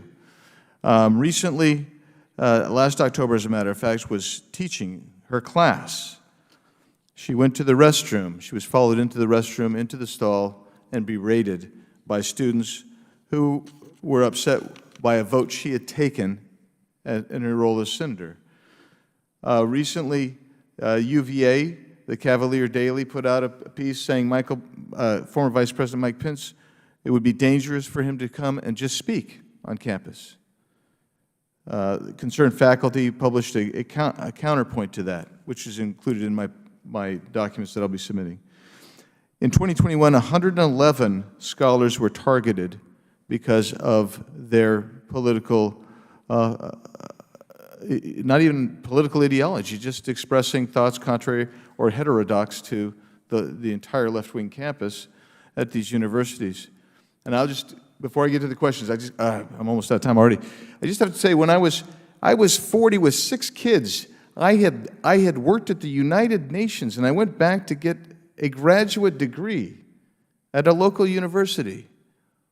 And even I felt cowed actually expressing my true opinion, because you understand one thing when you're in graduate school. The professor has your future in their hands. And if you don't acquiesce to what they're saying, or at least salve their point of view sufficiently, you don't get welcomed into the club. So I'll go to Mr. Bedluzny. The First Amendment would apply to state institutions like public colleges and universities. Is that right? And you'll need the mic on. Yeah. Can you explain the importance of free speech in our society, particularly on college campuses, and the dangers to civil society where we stifle that free speech? Absolutely. As Chairman Raskin pointed out, we need to learn to tolerate the speech that we abhor. That's the only way to rebuild a civil discourse. And the only way for that to occur is for us to feel like we can talk to people who disagree with us fervently, to learn that they're people of goodwill who often want the same good things for society, but just have different ways of getting there. And can you provide some examples where university administrators at public institutions have sought to constrain speech in a way that runs afoul of the First Amendment's protection for freedom of speech? I mean, absolutely. They do it in dozens and dozens of ways. One example is overbroad speech policies, where basically offensive speech is forbidden. If offensive speech is forbidden, there are a lot of things you can't talk about, basically anything that's controversial in our sort of social lives. And so they use bias response teams to then enforce these, right, which allows any member of the campus community to file a complaint. The process to investigate the complaint is then deliberately burdensome, right? So you're called to, sometimes police officers are actually on these committees as well, but you're called to have a discussion with the dean. Often it goes public, they publicize it, there may be social media involved from other students who are bystanders, and the goal is to destroy the reputation of the conservative student. Thank you. I know my time's expired. May I give a... Well, the problem is they're calling votes in just a few minutes, so I want to try to get at least another person in first. Okay. But we're going to do a second round, so I'll make sure. I may not be here for a second round, but I just want to get these into you. Are you content with me just giving you a stack of these documents and submitting them for the record? Oh, sure, by all means, by unanimous consent. Thank you. With no objection. And now I'm going to come to Ms. Tlaib for her 5 minutes of questioning. Thank you so much, Chairman Raskin. Hi, Lily. How are you? I'm a mother of two, raising, two Muslim boys in our country, and it's been very difficult. But, Ms. Bridges, I want to thank you so much because what you said really resonated with me. I know I get emotional every time I think of my two boys.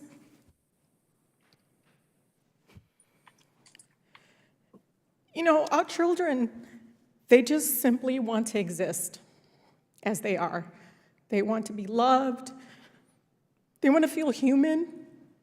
There's so much dehumanization happening just even at a young age. And, they want to feel like they belong. And it's so hard because I think my colleague Washman Schultz was right. There's some things that we just have to understand, that even some of the stuff that we just don't want to see, right, that it also has to be available so that we know just the impact and the detriment that it can have on our society. I can't imagine, 850 books, Chairman, have been challenged in Texas. 62% of them address LGBTQ plus issues. 8% address race and racism. When we have an issue in our country, anti-Blackness exists in our country. We should be constantly, right now, working and addressing it because it is a disease that kills, if by suicide or by violence, and so much more. Ms. Bridges, something that you testified that when you were in school, you didn't see any of those stories, the images. I want to tell you, my son saw this image. He'd heard me talking about it. There was this image in USA Today depicting Muslims as like Nazis. It was awful. It was like a skeleton image, and it said Allahu Akbar, which means God is great on the form. And I'm talking to his dad, and I'm like, oh my God, if people see this, they're going to want to kill us, right? My son walks in, Ms. Bridges, and he says, he goes, Mama, don't worry. He was 9. He goes, don't worry. If somebody asks if I'm Muslim, I will lie and tell them I'm not. Ms. Freeman, that devastated me. That my child didn't feel like he could exist because he's hearing me talk about these things, but also I want him to be able to pick up a book and see somebody of his faith or somebody that had that same lived experiences of being Muslim in America or being a child, a Palestinian father, or a mother who grew up, in Detroit, in the most beautiful, blackest city in the country. So this is really hard hearing. I love you, Raskin, but you always have the most difficult hearings, Chairman. And I just, I have so many questions, but I just hope my colleagues do understand the importance and the human impact. You have a huge role, Ms. Hall. I grew up with the bookmobile. You remember the bookmobile? And I didn't speak English when I started school. And I was able to get up there and get the book that I needed. And I loved it because, of course, it was a Latina that was there that helped me understand, oh, wow, brown girls are in books, and it was also the teacher that I was really shy, if you can imagine me being shy, Ms. Berg. But my first debate hearing, I got up and choked. But it was an amazing teacher, Mrs. Marshall, who showed me that I had a voice. This is so difficult because it's not just about the books, right? It's about being human in our country and stop politicizing it. We need to see ourselves in our country. And so I just look forward to the day when our children can read the history, right, in a class about the sad, hateful bigots who tried to drag America backwards. And I hope it inspires them to also be fighters like Lily and like the witnesses here today who stopped them dead in their tracks. I'm with you. I just want you all to know I really appreciate your courage being here. I could ask you all kinds of questions, but I feel like I'm speaking to the choir. But I'm happy that we're doing this because I think bringing it to the halls of Congress makes it more real, and at least they can see some of us. Some of us do see them, and we do see them as human beings. Thank you, and I yield. Well, thank you for that beautiful, moving statement, Ms. Tlaib. What an honor it is to get to serve with her. I'm going to ask everybody's indulgence and patience one last time. We have to go vote.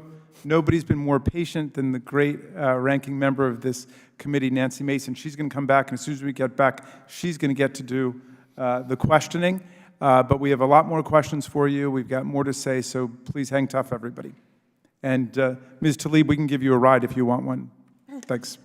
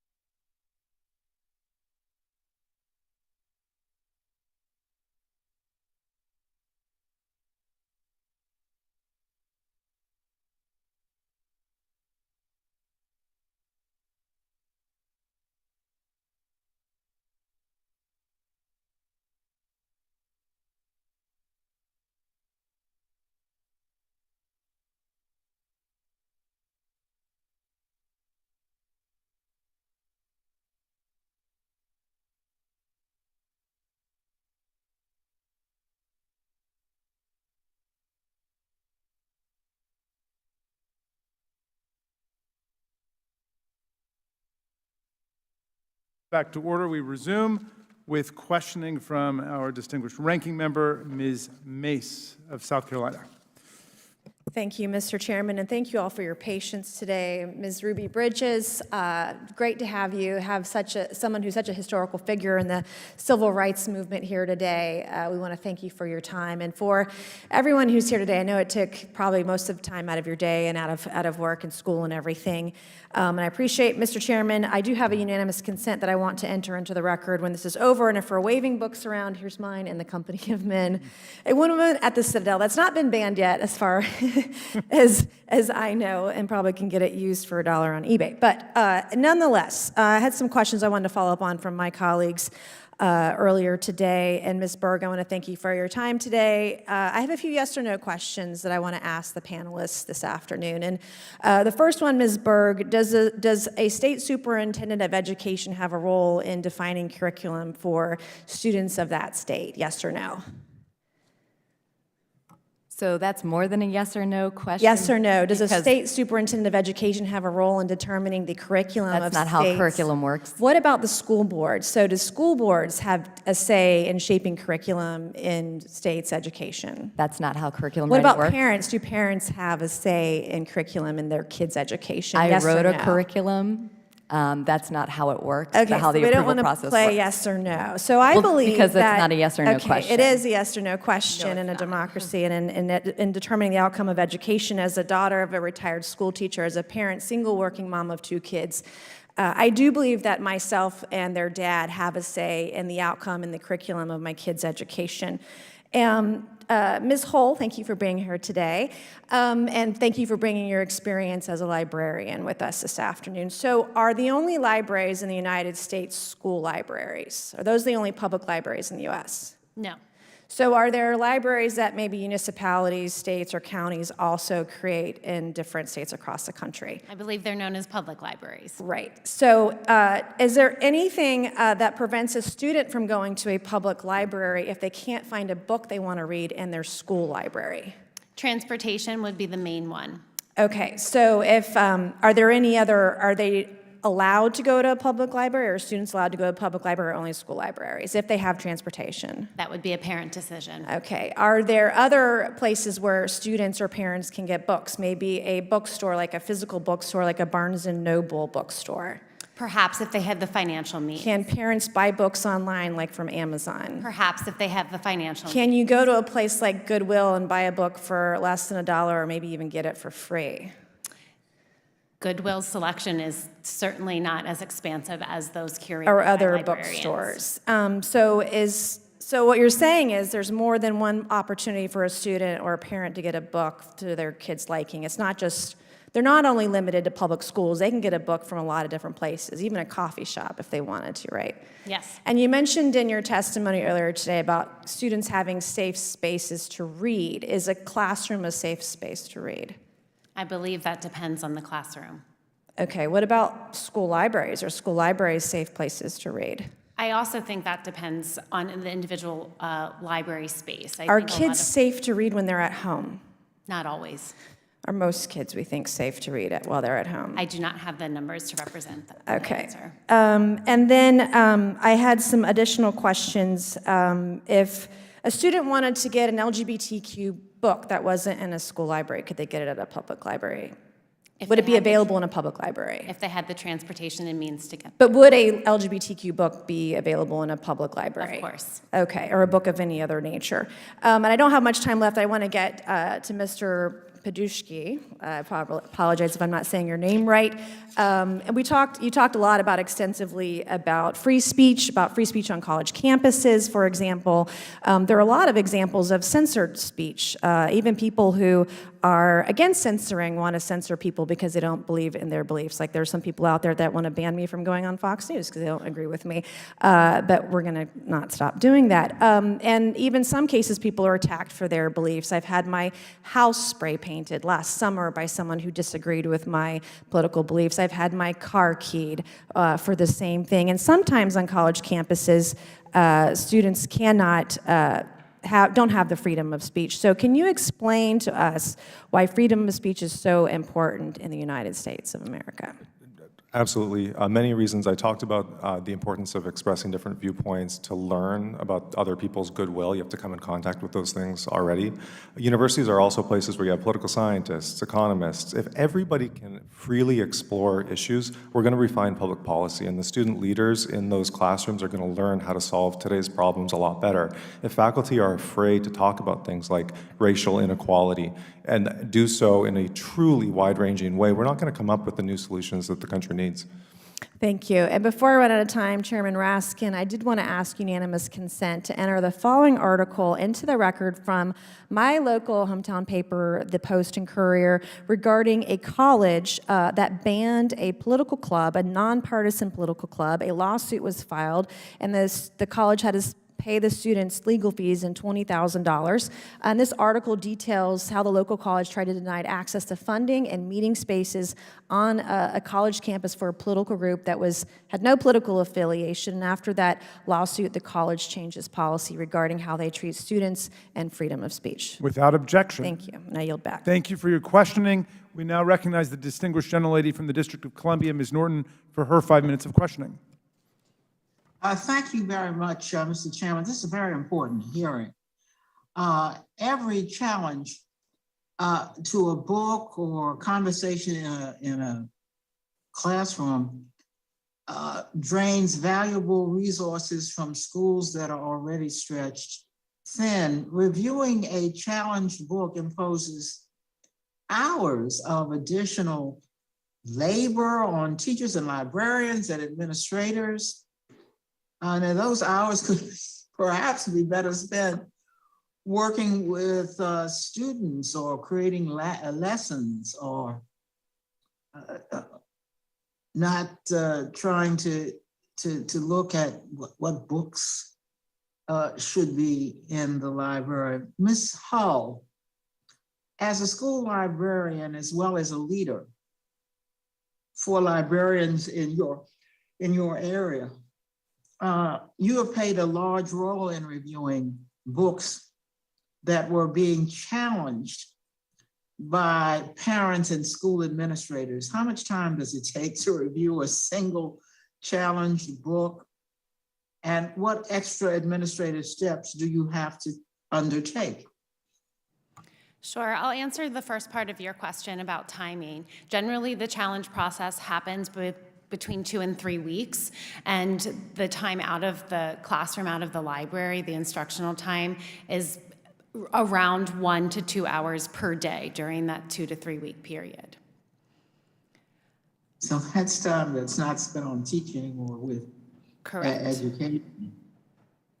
And then, did you have a second part?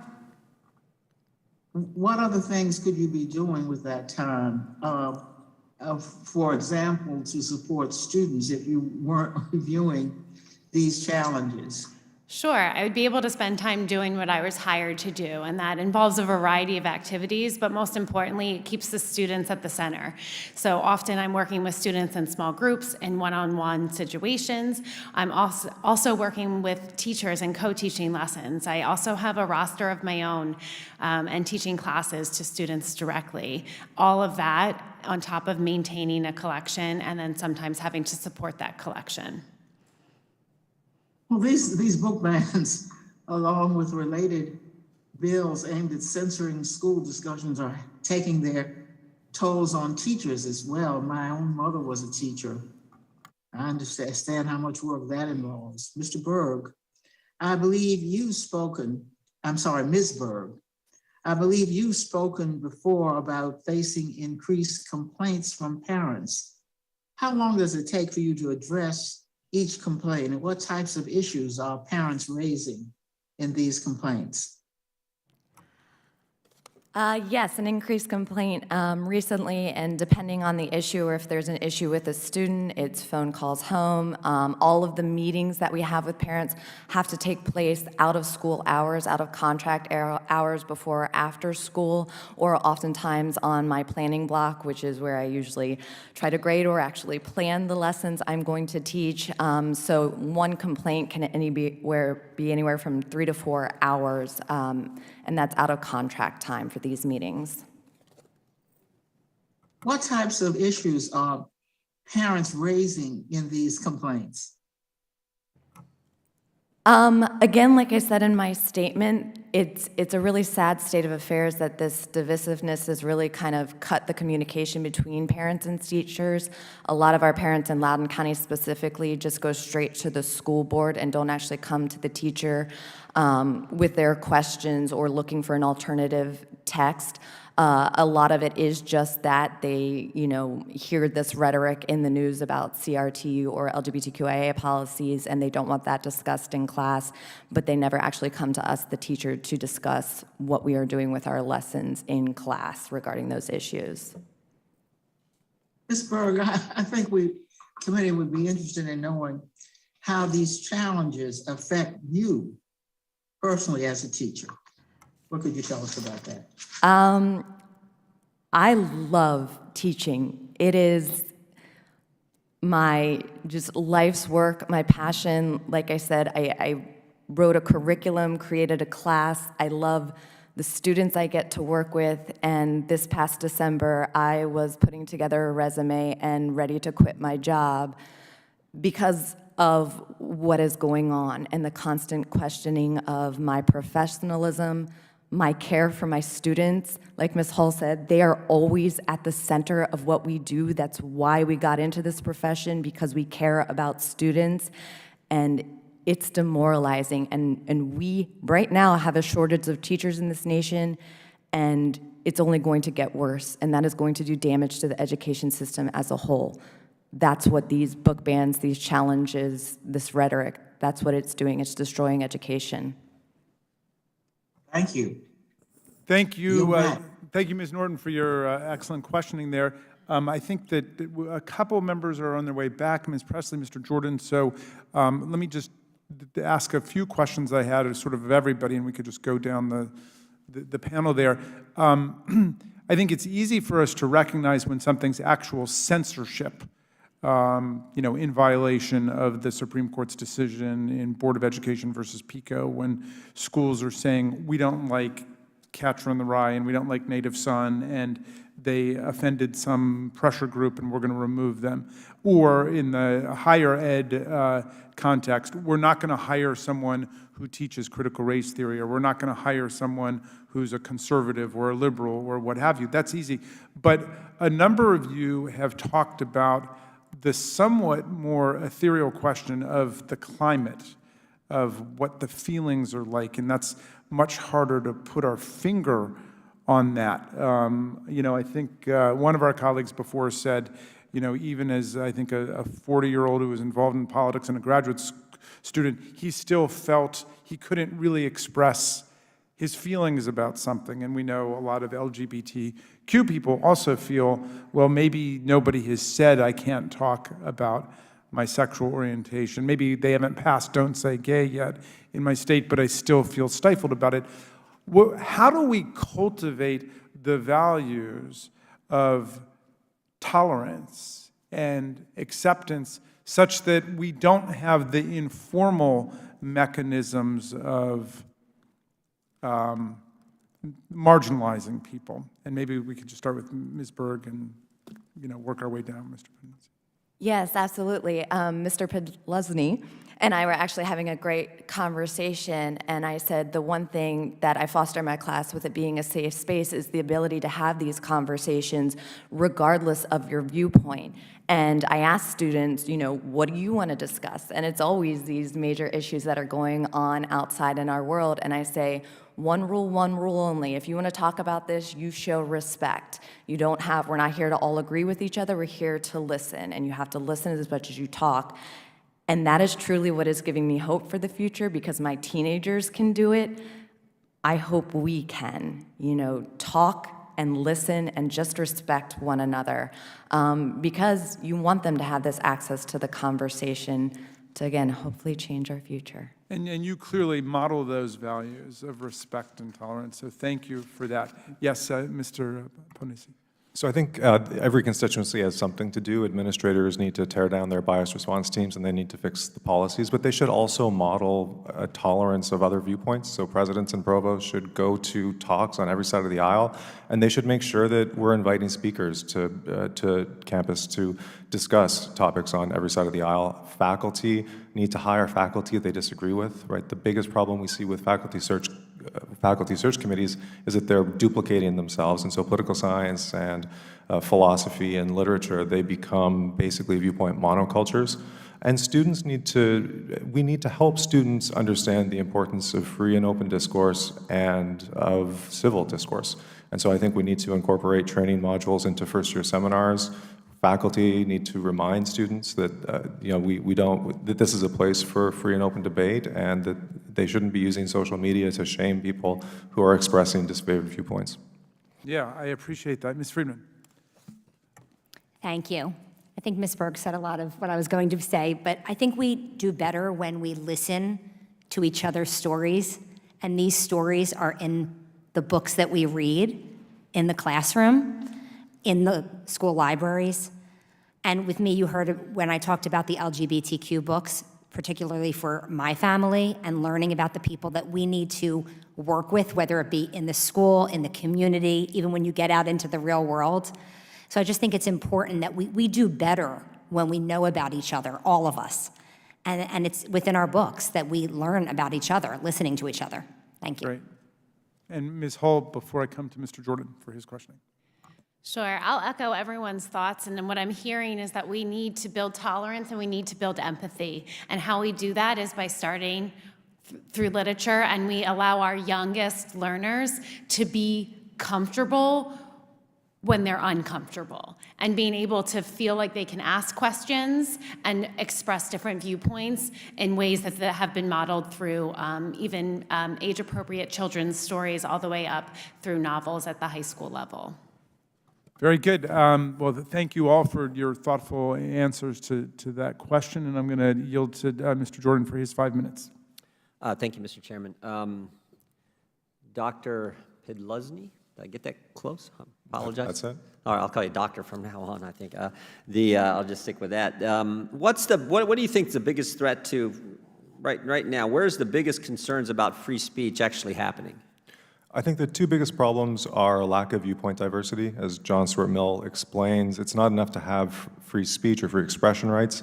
You need to be being presented with ideas that challenge you to think outside of your comfort zone or outside of the box. I guess I'm asking, was that more so on college campuses or in elementary Oh, I think the situation on college campuses is much worse. Yeah, much worse. Yeah. We have all we got safe spaces, and where you can go and you can't be triggered or whatever, and people can't say that. You got free speech zones. Yeah, Ms. Berg and I were actually just talking about the fact that a lot of the things you put trigger warnings on in college are a lot of the things that students are trying to remove from the curriculum, like depictions of rape in classical literature. Those are the things that they are talking about in middle school and in high school.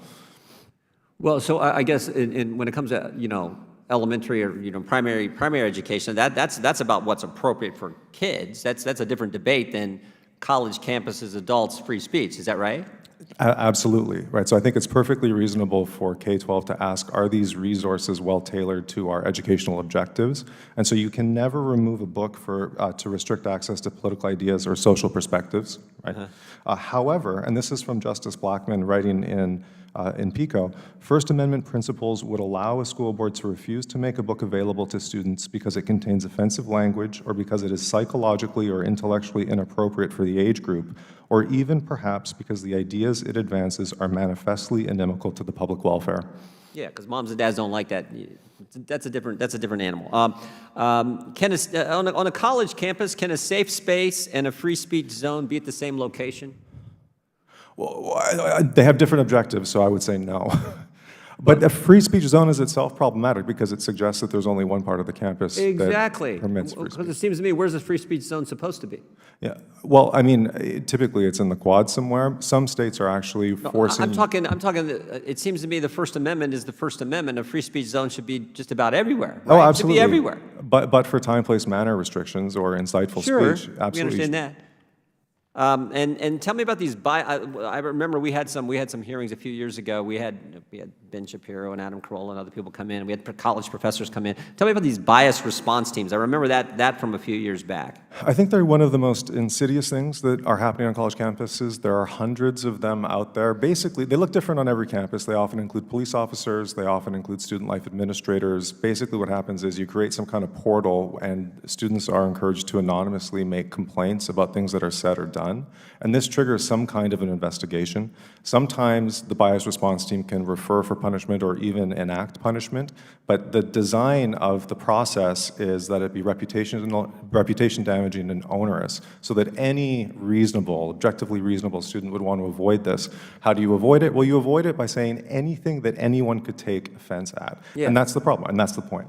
You don't want someone to report you to the bias response team. It chills everyone's speech on campus. Well, you can't even watch Ben Shapiro in your dorm, right?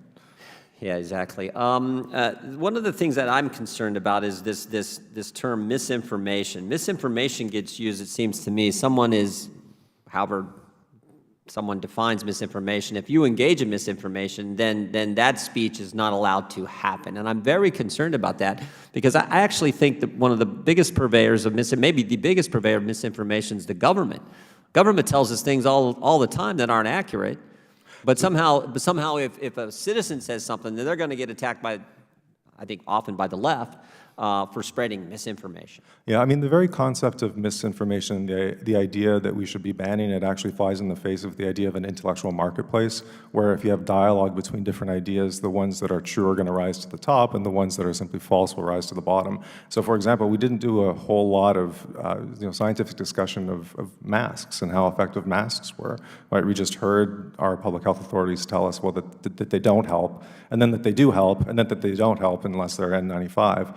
Right? And the problem with that is it reduces our confidence in government and our public health officials. That's a huge problem. Very much so. I wish they would have just said, we're not totally sure. That's not the only example. There's all kinds of examples where the government told us one thing that turned out to be just the opposite, and yet if you questioned that, you were labeled as the one spreading misinformation, and your speech got attacked. So we got to be very careful with that phenomenon as we move forward. With that, I yield back, Mr. Chairman. Thank you, Mr. Jordan, for your thoughtful questioning. And now, Ms. Presley, it is my honor to recognize you for your 5 minutes of questioning. Thank you, Chairman Raskin, and thank you to the first panel of students for sharing your stories and taking action.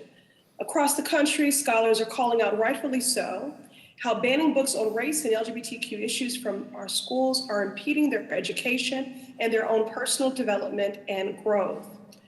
Republican book bans target literary classics like The Bluest Eye and Beloved by Toni Morrison, the first Black woman to win the Nobel Prize in Literature, because the novels discuss racism and slavery.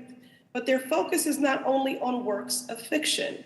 In multiple states, Republicans have sought to prohibit students from reading nonfiction and historical recounts because the subject matter tells the truth about racial injustice in America. Ms. Bridges, you know this all too well. Your book, This Is Your Time, is on the list of books that Texas Republicans want removed from public schools. And the so-called Moms for Liberty group has launched a campaign in more than 30 states to have one of your children's books, Ruby Bridges Goes to School, banned because it makes students feel uncomfortable. Ms. Bridges, what do you say to the parents who do not want their children to hear your story or seek to exclude the truth of racism that you and your family experienced firsthand? Well, as I said earlier, I believe that history is sacred and that none of us have the right to change or alter history in any way. I've been taught that we need to know our history to know where we're going. Thinking about everything that I've heard this morning, it seems to me that we have so many of these books of choice that the reason why is that our young people cannot find their stories and contributions, sacrifices to this country in the books that we do not have a choice in, and that is in our textbooks. So it would seem to me that these books of choice is even more crucial that we have them so that our young people in schools have a place to go to find their stories and their contributions to this country. I mean, at some point in time, we may be calling on these young people to serve and defend this country. And as my father felt back during the Korean War, I would think that this country would want to lift them up, let those citizens know that we are indeed proud of them because we celebrate their stories, their contributions. So I think that these books are proven to be even more crucial and shouldn't be banned. Thank you, Ms. Bridges. And to your point about called on to be the future defenders, you know, in communities throughout the country, Black students of all ages continue to face white supremacist violence just for trying to access quality education. I mean, recent threats on our HBCUs are a stark example of this, in fact. So how do you think the removal of books like yours will affect this young generation of students who might not be aware of the struggle to fight segregation in America? How does it affect their sense of purpose, their agency? Well, I have to, refer back to the thousands and thousands of kids who write me letters and saying how my story has actually helped them to stand up, to be brave. So I would have to refer to that. Yes, as mentioned earlier, the truth is hard to look at, but I do honestly believe that in the long run, the truth will set us free. And thank you so much, Ms. Bridges. And these book bans are really no more than a malicious political campaign of erasure of civil rights, history, erasure of LGBTQ equality, erasure of all the hard-fought progress made that allows our babies the chance to learn in accepting and nurturing classrooms. But of course, this is not just about knowledge. I could argue that books save lives. I know it saved my own when I was a child in real time experiencing child abuse. And I picked up Maya Angelou's I Know Why the Cage Bird Sings from my school library. And it was the first time in the midst of all the shame and the fear that I was experiencing that I knew that I was not alone in the world. So yes, books expand minds and empower our young people in the place that they take in this world. But I think they save lives.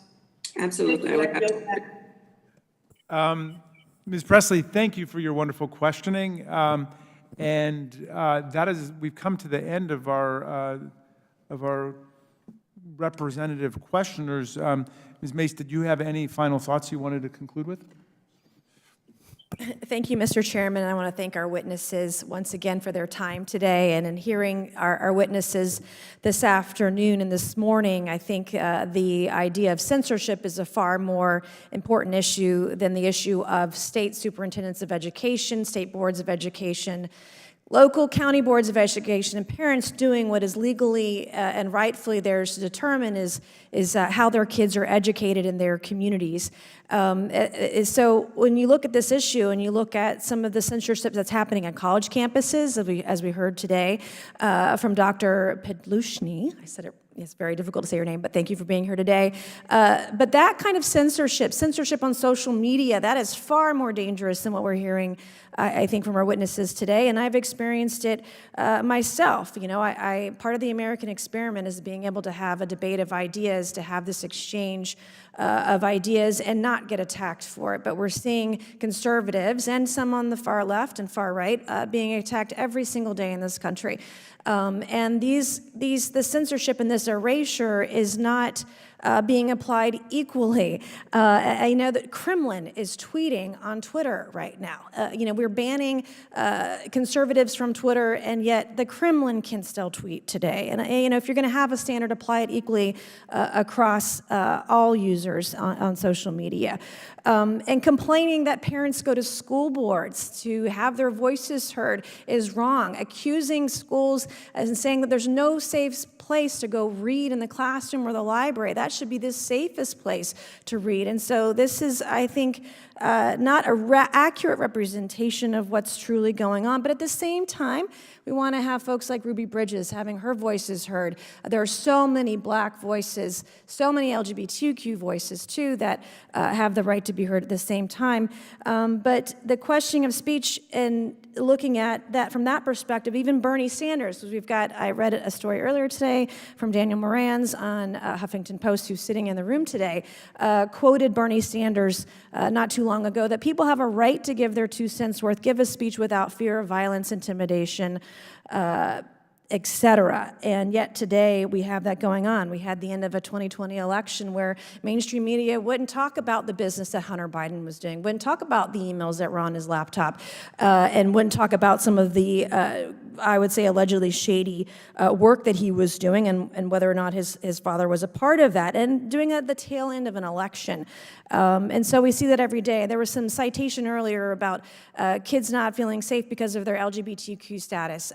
Mental health, mental issues are up. Depression and anxiety has been up by 25% over the last years because of COVID-19. That is a statistic from the World Health Organization. I've seen it in my own family with my own children who have suffered because they were not in school. They were in virtual school.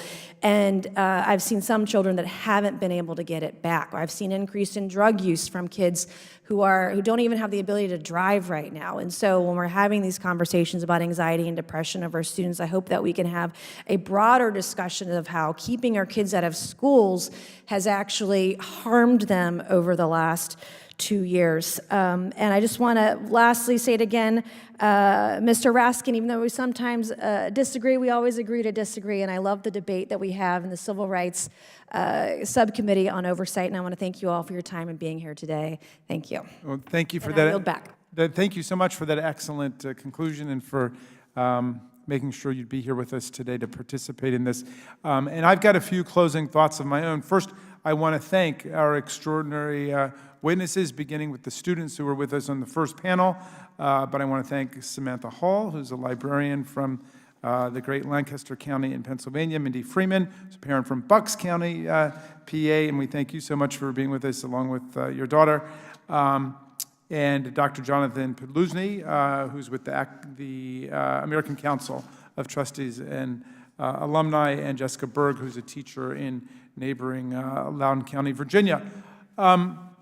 I also was very moved by the testimony and the seriousness with which all of you have approached a really important topic. And I just had a few cleanup thoughts I wanted to advance before we close. One is on the question of the fine old lost art of American heckling. I got heckled yesterday by our colleague Marjorie Taylor Greene on the floor of the House, and it was totally fine with me. I think they were about to gavel her down or tell her she had to be removed. It was, you know, she was yelling at me, but she left some oxygen and space for me to respond, and I did. And that kind of heckling, you know, if you go back and read the Lincoln-Douglas debates, there's a great compendium of the Lincoln-Douglas debates by an historian named Harold Holzer. But he includes the heckling that took place, and people would yell things out, and then Lincoln and Douglas would respond to them, and sometimes it would launch a whole new, discussion between the two of them. That kind of heckling is fine for me. The kind that I think we saw in one of the tapes where people are actually trying to shut people up and shut down the event, that strikes me as not within the spirit of the First Amendment, much less something like we saw on January 6th, which was the ultimate act of censorship. The ultimate expression of cancel culture was what took place on January 6th, where 900 people entered this building unlawfully, evading the metal detectors, evading the officers, actually wounding and injuring 160 of our officers, smashing them in the face with baseball bats and American flags and Confederate battle flags and so on. That, to me, was the essence of cancel culture. They were trying to cancel out our whole democracy on that day. They were trying to cancel out the whole Constitution. So I was not happy to see the relatively trivial violence before on the video at all. I don't think anybody was, wounded or given post-traumatic stress syndrome or killed in that kind of violence, but I wasn't happy to see it. And I'm not happy to see a form of heckling which is really just shutting down other people's ability to speak. The second thing I want to say, and we were about to get through the hearing so well on a great bipartisan commitment to the First Amendment, but I did want to respond to my friend Jim Jordan. I don't know if he's still out there somewhere. I'm sorry that he left the room, but you know, it's very easy to feel that your group is somehow being unfairly targeted and made a victim. And I've spoken before to the distinguished gentleman from Ohio about this. He seems to believe that conservatives are somehow uniquely the victims of what he calls cancel culture. We've already heard from some people today, students, teacher, librarian, mom, about the actual attempts to strip books from people's libraries, and we heard from the great Ruby Bridges about the extraordinary and shocking effort to censor her books and remove them from public libraries in an attempt to silence the critical experience, the formative experience for our lives of the civil rights movement, affecting everybody, not just the African American community, not just the Latino community, the Asian American community, but the people in the white community, people all across the board. This is the American story. And so I guess what I'd like to say is I think that we're going to advance the First Amendment values that all of us hold dear if we can step a little bit beyond our own sense of grievance and indignation that somehow we are the first people ever to feel the sting of being marginalized. I know that conservatives feel marginalized. I think Oberlin is sometimes mentioned as a school, just like conservatives feel, liberals feel marginalized sometimes at George Mason University, or conservatives can feel marginalized at Wesleyan perhaps, and liberals can feel marginalized at the University of Chicago, okay? So let's try to maintain a sense of balance about that, and we can talk about how to improve the climate for everybody. I think it's within the spirit of First Amendment values that we want to give everybody the right to speak and to participate and to try to respect them as much as possible, as Ms. Berg said. And finally, as to the point raised by my friend, Ms. Mace, and I think a couple of the other members raised this too, we do have a kind of attention or a balance in our public schools, and by the way, our public universities too, between individual freedom and democracy. There is no doubt that we have democratic mechanisms like school boards and state legislatures and county education superintendents who are involved in the preparation of curriculum. That is a function of democracy. And at the same time, under our First Amendment, the Supreme Court has said, and certainly the people feel, our students, our teachers, don't shed their First Amendment rights at the schoolhouse gate. And so we have to try to reconcile those two values. All I would say about the current attempt to demonize and vilify people on school boards, teachers, librarians, is they are the democratic culture along with our PTAs and our parents. They are the people that have been put in by the voters all across America. They're doing a hell of a job, I think. And so just because someone decides that they want to go on a book banning rampage or expedition doesn't mean suddenly that everybody who's been elected to the school boards or everybody who's in office or everybody who's head of the PTA is somehow the enemy of the people. I don't accept that. I think that the teachers, the librarians, the PTA people, the school officials are doing their very best to reconcile all of these values in a democratic society. And the First Amendment is there to protect all of us. And the Supreme Court, I think, has been real clear about viewpoint discrimination, whether at the higher education level. Check out Board of Rectors versus University of Virginia, I think it's called, in the Rosenberger case, where, no, you can't discriminate against religious student groups that want to get money to publish their newspaper. They've got an equal right to the Republicans and the Democrats and the liberals and the conservatives. Just because you're a religious group that's publishing a newspaper doesn't mean you can be discriminated against. But the Supreme Court's also been equally clear in the K through 12 context, while curricular materials have to be age appropriate, you can't take books out of the library because somebody else doesn't like it. And I'll just end with that image I started with. The First Amendment, freedom of speech, it's like an apple.